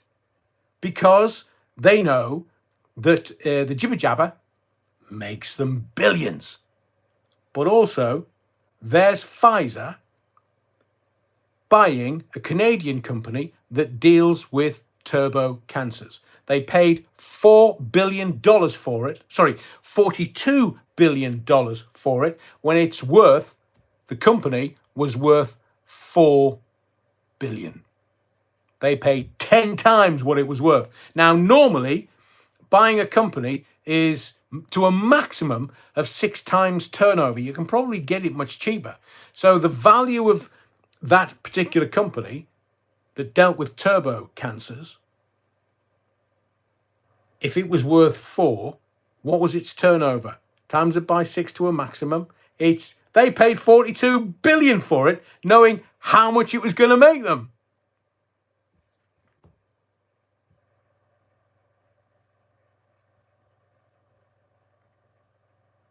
So if you look at the bird flu, the avian flu, coming out of Mexico now,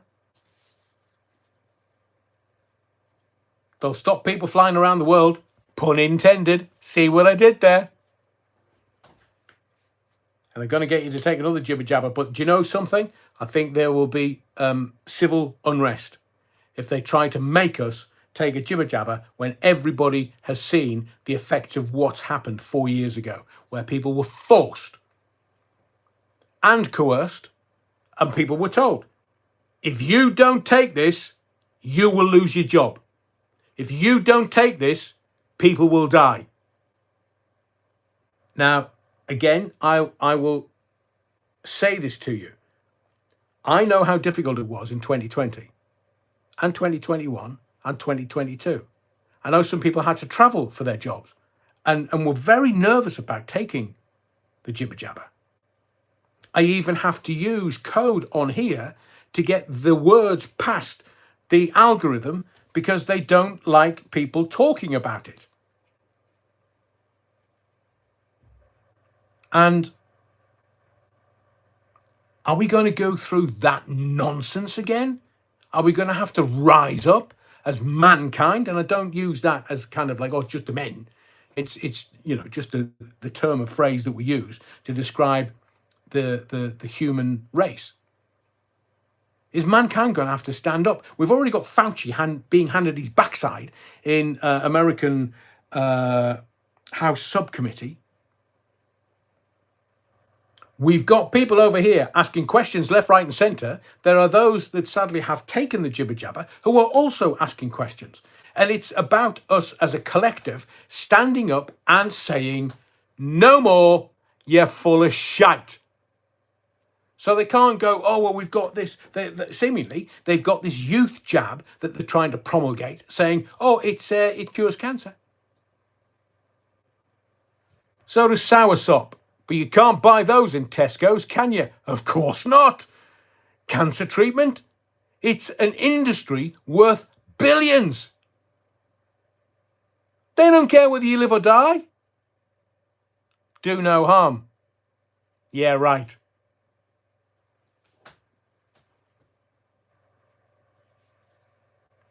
So we've got Fauci being handed his backside.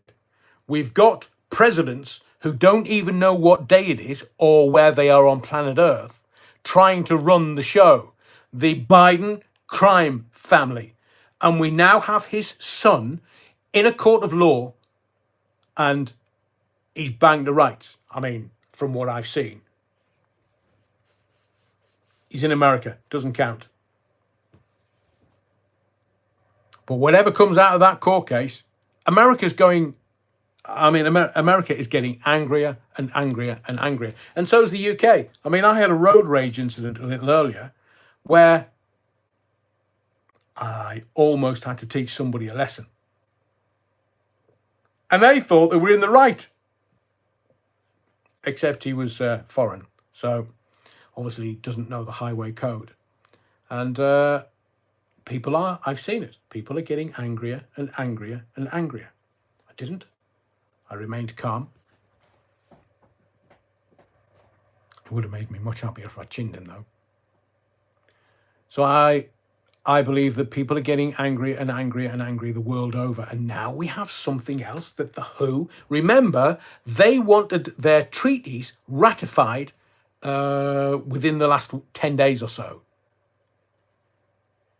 And if it had all been ratified, we now would have been under draconian measures. Now, Rich Boy wants off. He doesn't want to do this anymore. He wants to be gone in a month. He's made £120 million in the last year.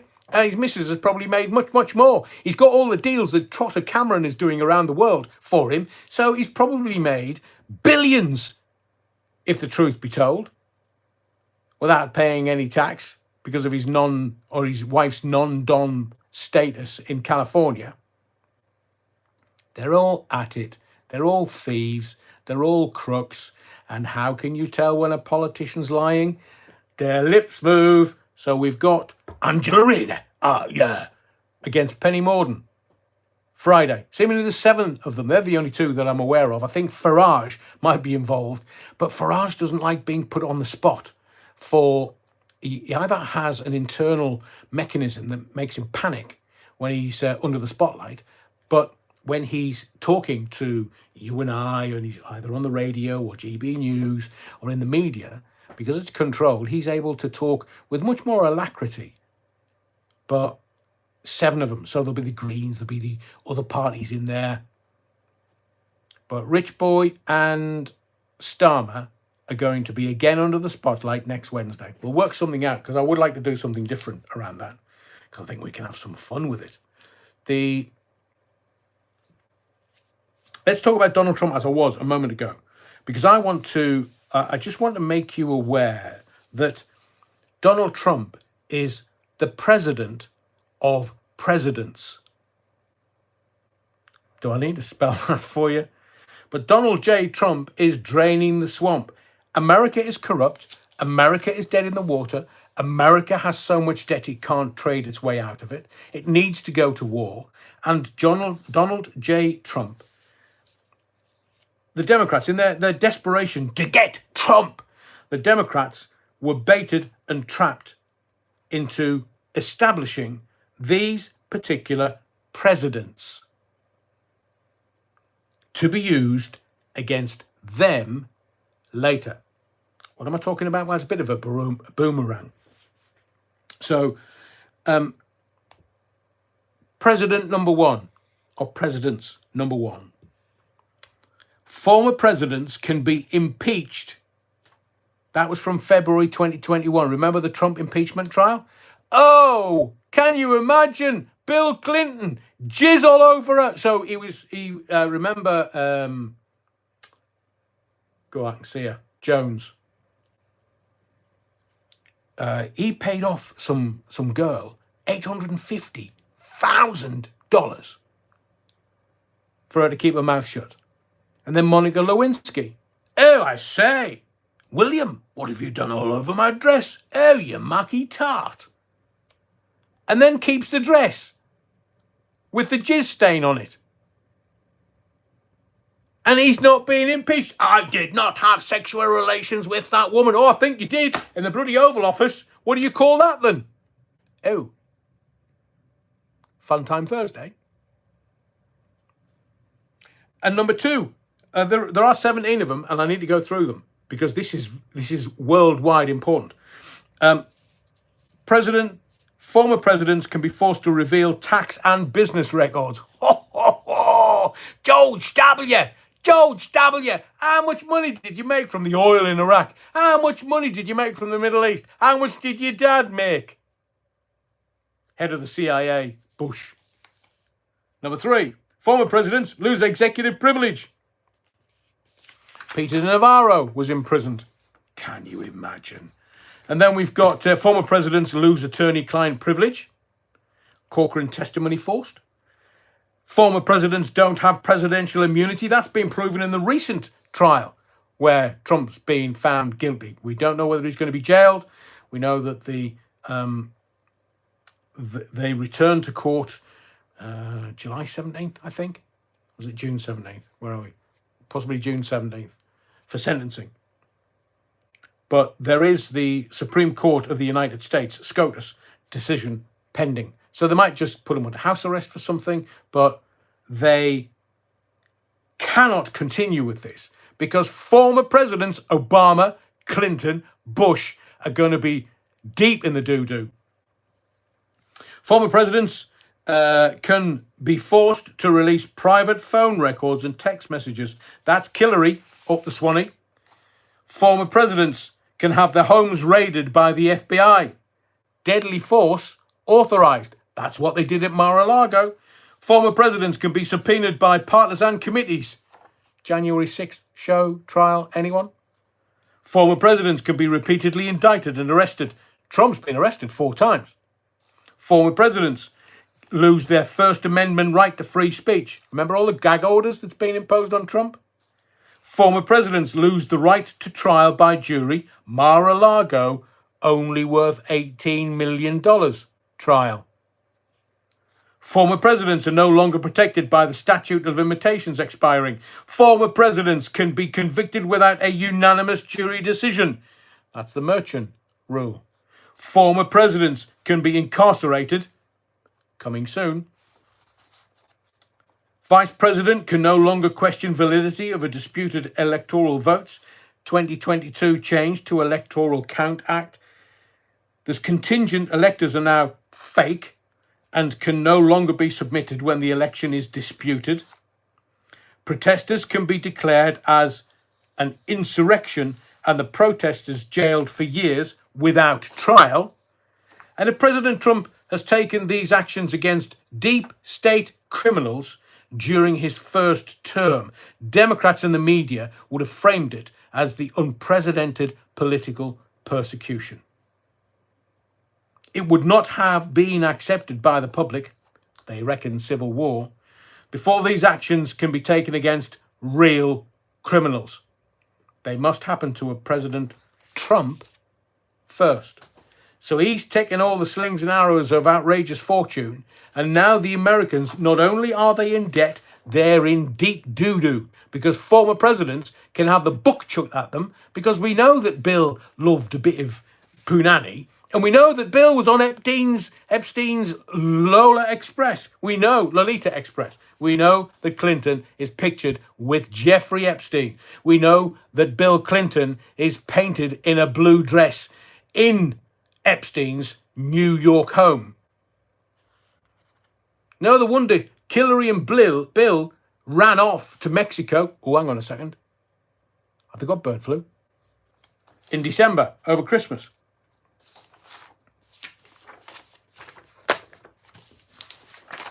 It is absolutely ludicrous that the leader of the Western world is in such a panshite.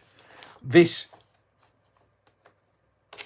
crime family, and Hunter is in court being tried. Let me give you some. I do have the Reform Party's manifesto with me. We can get to that if you wish, because we've been going quite a while tonight. But again, let me tell you the game of politics. It's not about doing the good of the community, the family, the nation. The transfer of wealth is an epidemic now, and it's via taxation. The poor are there to scare the middle classes, and the middle classes have to cough up. But the rich can do whatever they want, because they're never going to be touched. They can use stupid lawyers. But you know that so far, we've shuffled off £12 billion to Ukraine. I mean, what could that have given us? Whether it's the nurses or hospitals or benefits or looking after the people in this country. £300 million was spunked on the Rwanda scheme. Wasted on the Rwanda scheme. And remember the £1,000 bet that Piers Morgan had with Rich Boy, and they've not got a plane away? Oh, if you elect me as Prime Minister, we'll start sending them to Rwanda. Have a guess who's got an office in Rwanda? Correct. Infosys. What do you mean, who's Infosys? It's Rich Boy's Mrs. Parents' company. Oh, there's deniability in there. There's deniability set there, so they can just go, got nothing to do with me. It might be my wife's. The real wealth, the real wealthy people are the people that we don't see. They never make themselves known. They're the asset strippers, the ones that leech wealth from circulation. They get it, the billions, the billions, the billions. Ukraine, Israel, round the world, aid, aid, aid. They're the ones, the asset strippers, that leech the wealth. That's the game, without getting caught. So these election pledges that they're making are utter rollicks, utter bunkum. They're not obliged to enact any of them once they're in power, are they?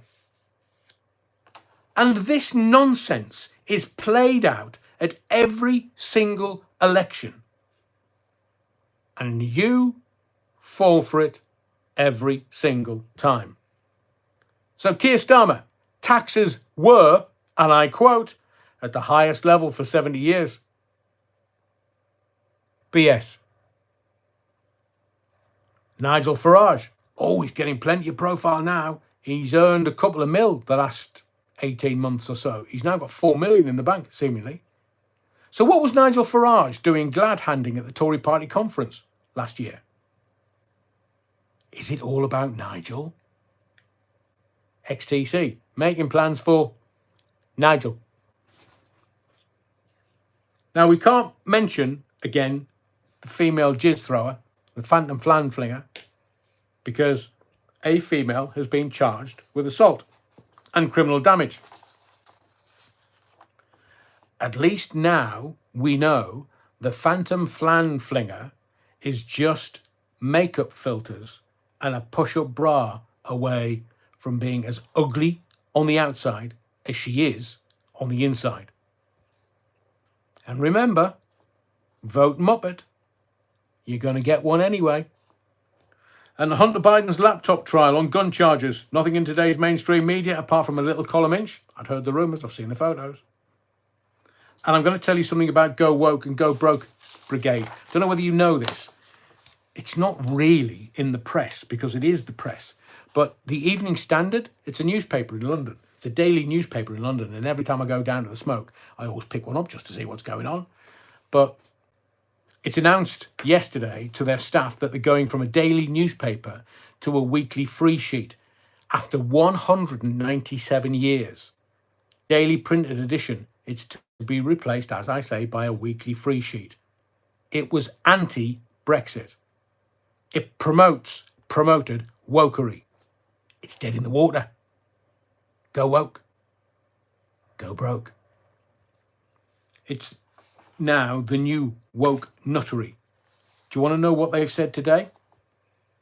And I've only seen this a couple of hours.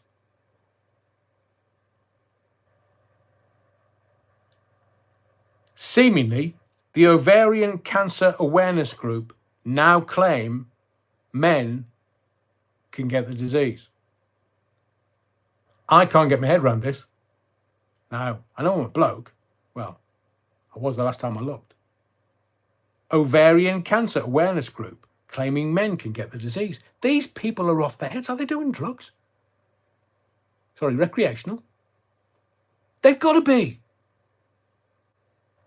A man, born a man, does not have ovaries. It's as simple as that. But when you've got these idiots going, oh no, men can get it. No, they can't. And that's why the Evening Standard is stuffed in the background, because obviously we don't get it. But in the background, they've been going full on wokery, nuttery. And now, so all these staff are going to be laid off. Don't know whether you've seen the latest showbiz, but I mean, I haven't watched Coronation Street since the mid-'80s. What on earth? I mean, I've got a friend that's one of the scriptwriters on the show. No, it's not for me, not for me, not for me. But Helen Worth, she plays Gail Platt Coronation Street. She's quitting after 50 years. Can you imagine the storyline? I mean, they'll get a lot, but I have got a story. I was a bit of a, well, so I like a swally. I do like the old falling down juice. And there was, so the rovers, the physical rovers return, you can hire. And I went to what's called a sound party at Coronation Street. I think it was for an Orchestral Manoeuvres in the Dark album. And I went there and just, it was free beer. What's not to like? So I think I'm a bit thirsty. I'll have a few of them. So by the time I'd had a fair few, obviously my eyesight was a bit squiffy, and I just thought, I'll go to the toilet. Now, you know in the Rovers Return, when you look at it, and they go down the right of the bar and into the door, because that's supposedly where the toilets are. No, they're not. They're not there, because I looked. And I thought, where have I got to go? I don't know where the toilets are. This is like a mock-up. It's a stage mock-up. What do I do? What do I do? What do I do? I know, everybody's in here, nobody's out there. So I went out onto the physical cobbles of Coronation Street. Your Honour, wasn't me, honestly, I'm just saying for a friend. And remember Mike Baldwin's garage? It's a very good latrine, that door. Because you know God, when he invented man and woman, God says, right, who wants to pee standing up? And man, Adam went, me. And God went to woman, all right, you can have multiple orgasms. So I went out, did the little boy thing. I just needed to. There were security cameras because I could hear the running footsteps. So I quickly zipped it up, go back into the Rovers and didn't get caught.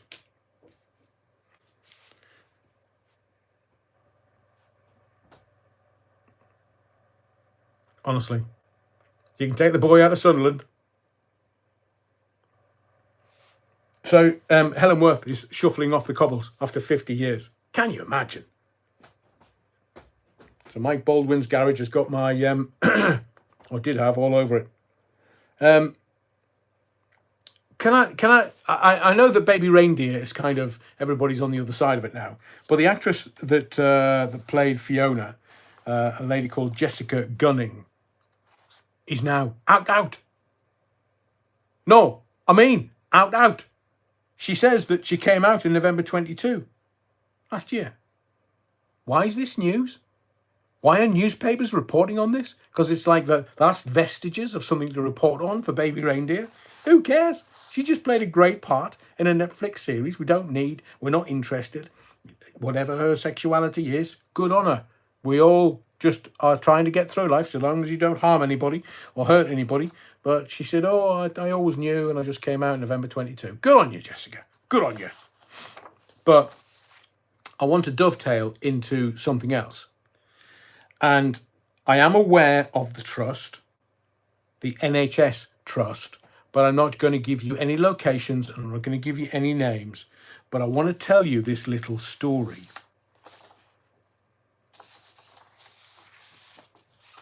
There is an NHS trust that had a man that identified as transgender.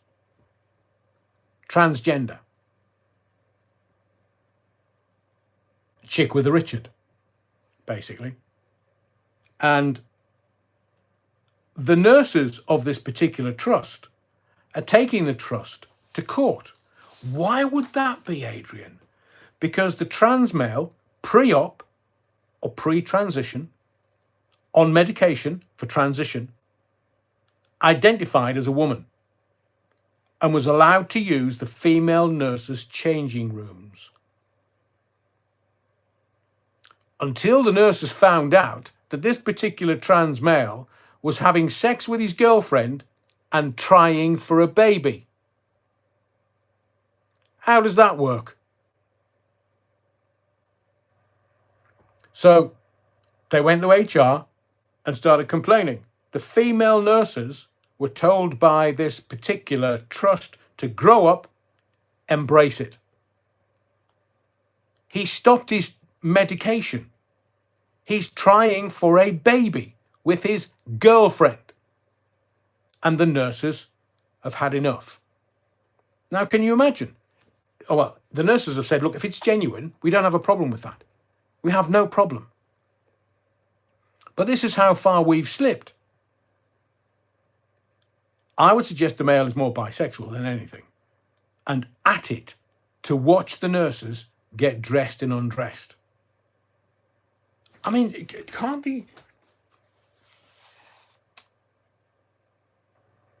the people in power understand that this is the game? High heels and a dress gets you into the nurses' changing rooms, and you can ogle the nurses as much as you want. And then stop your medication because you want to try for a baby with your girlfriend. No. How low have we got? How low? That nurses who go into nursing as a vocation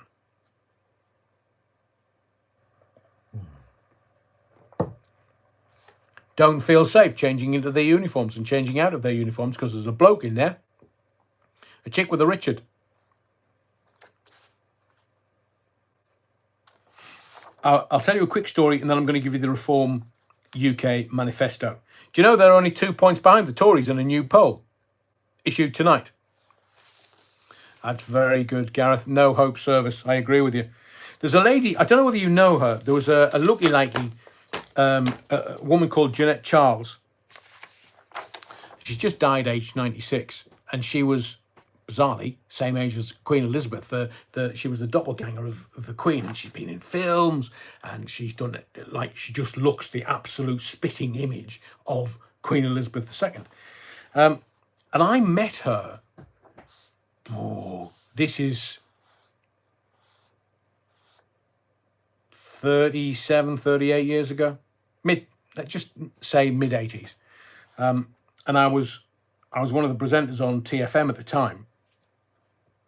And one of the, I can't remember who it was, somebody said, oh, are you coming to the opening of the new nightclub in Stockton? I was like, oh, we'll see. And they went, no, come down, it'll be a blast. It's free beer. I'm driving. Oh, free food. All right, then. We get there, and it's The Real Thing are doing a set, which is fabulous because I love Chris and Eddie Amu and their songs. I love The Real Thing. One of the best, Chris Amu, one of the best soul vocalists this country's ever produced. In fact, all of the lads, the singers in Real Thing, some of the best singers we've ever produced. So Real Thing were there. There was other bits and pieces. I think there was a fashion show that I judged at the same time that night. But Jeanette Charles, the Queen's doppelganger. No, it wasn't the Mal. It was there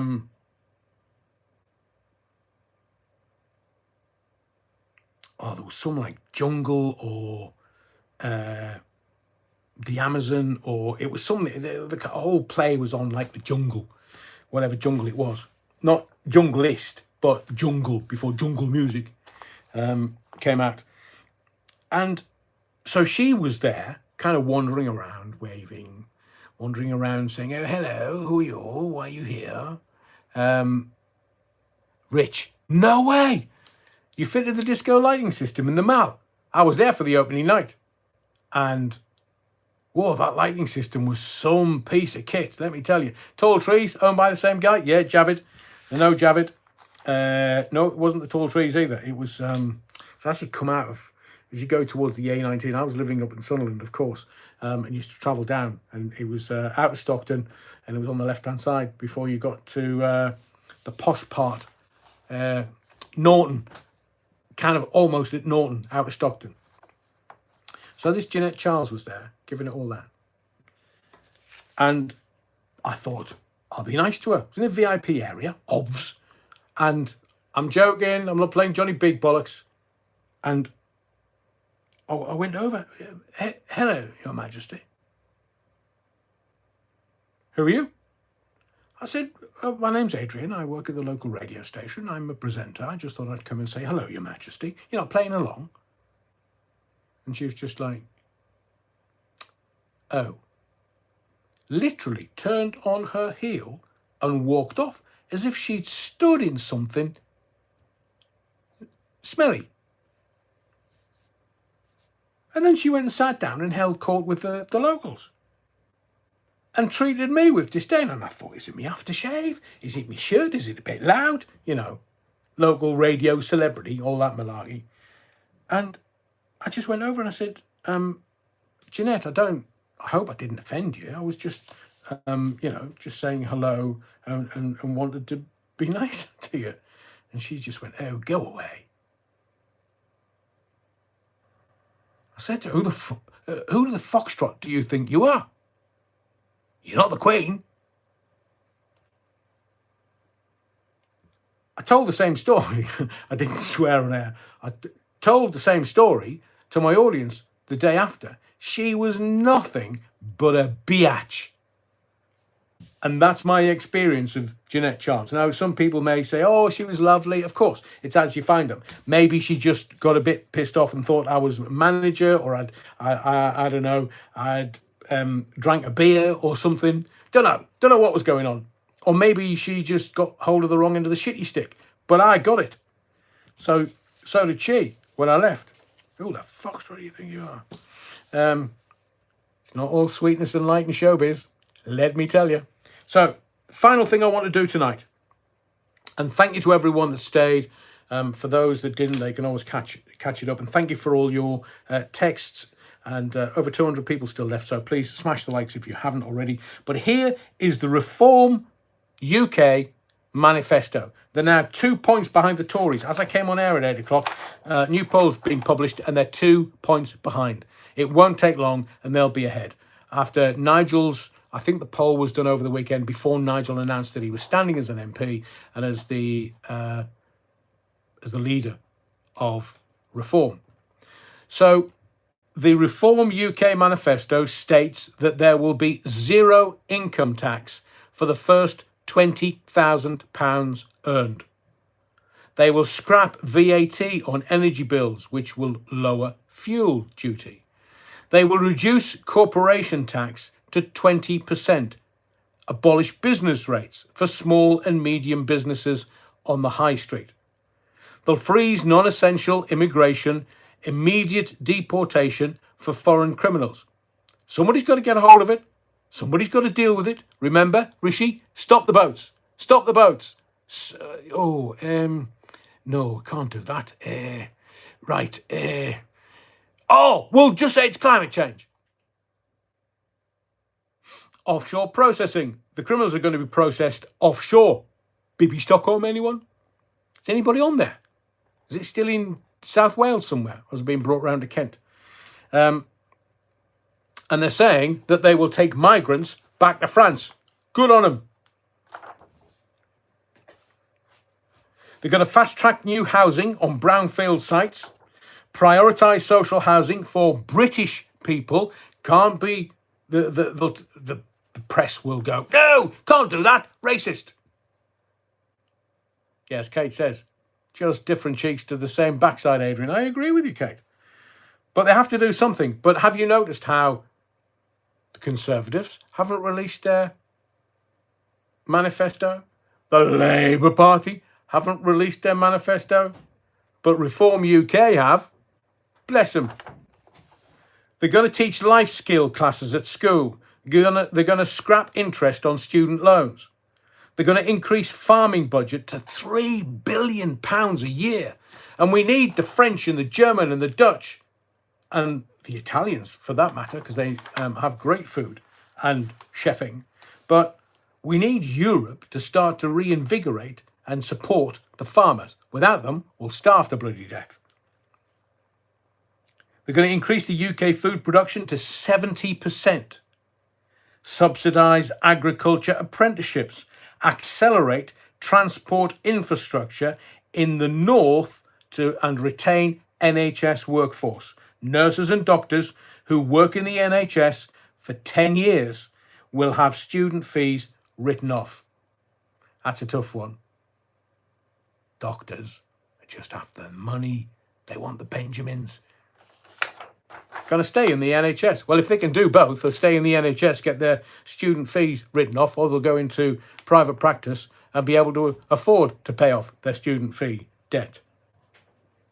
They're going to hire 40,000 new frontline police officers, increase defence. Hang on, 40,000 new frontline police officers. Are you aware of how shit policing is in Great Britain?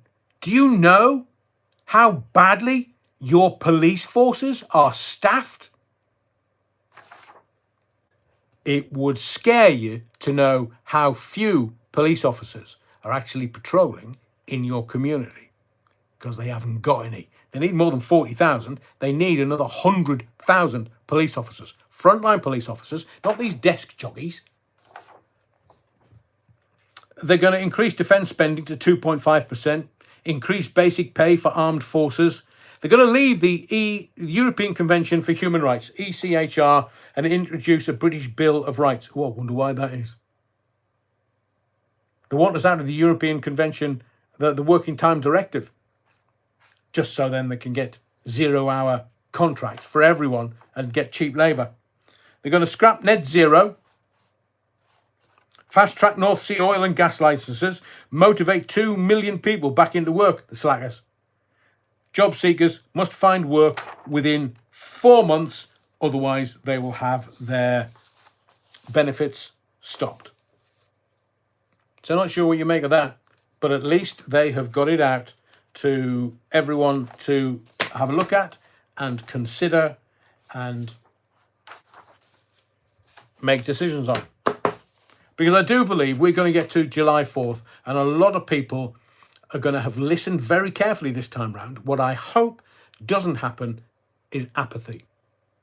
Why should I vote? It's not going to change anything. I understand that completely. So don't complain when your kids are sent to war and killed on the front. Don't complain when the taxes go through the roof. Be part of this process. It's only a 5-minute visit to put a tick in a box. Vote with your heart and your conscience, but vote, I would suggest you must. Because if we don't, we're all lost.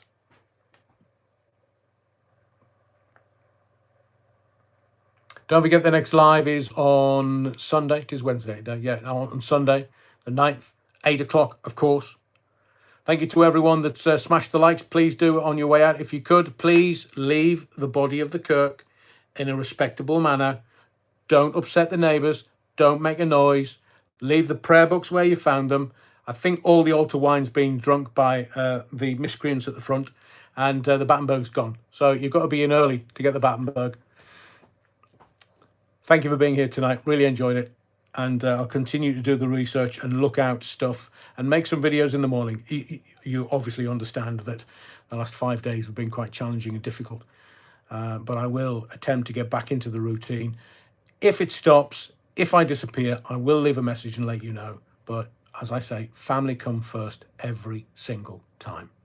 Thank you for your likes. Please make sure you subscribe for more videos. But most of all, thank you for your indulgence.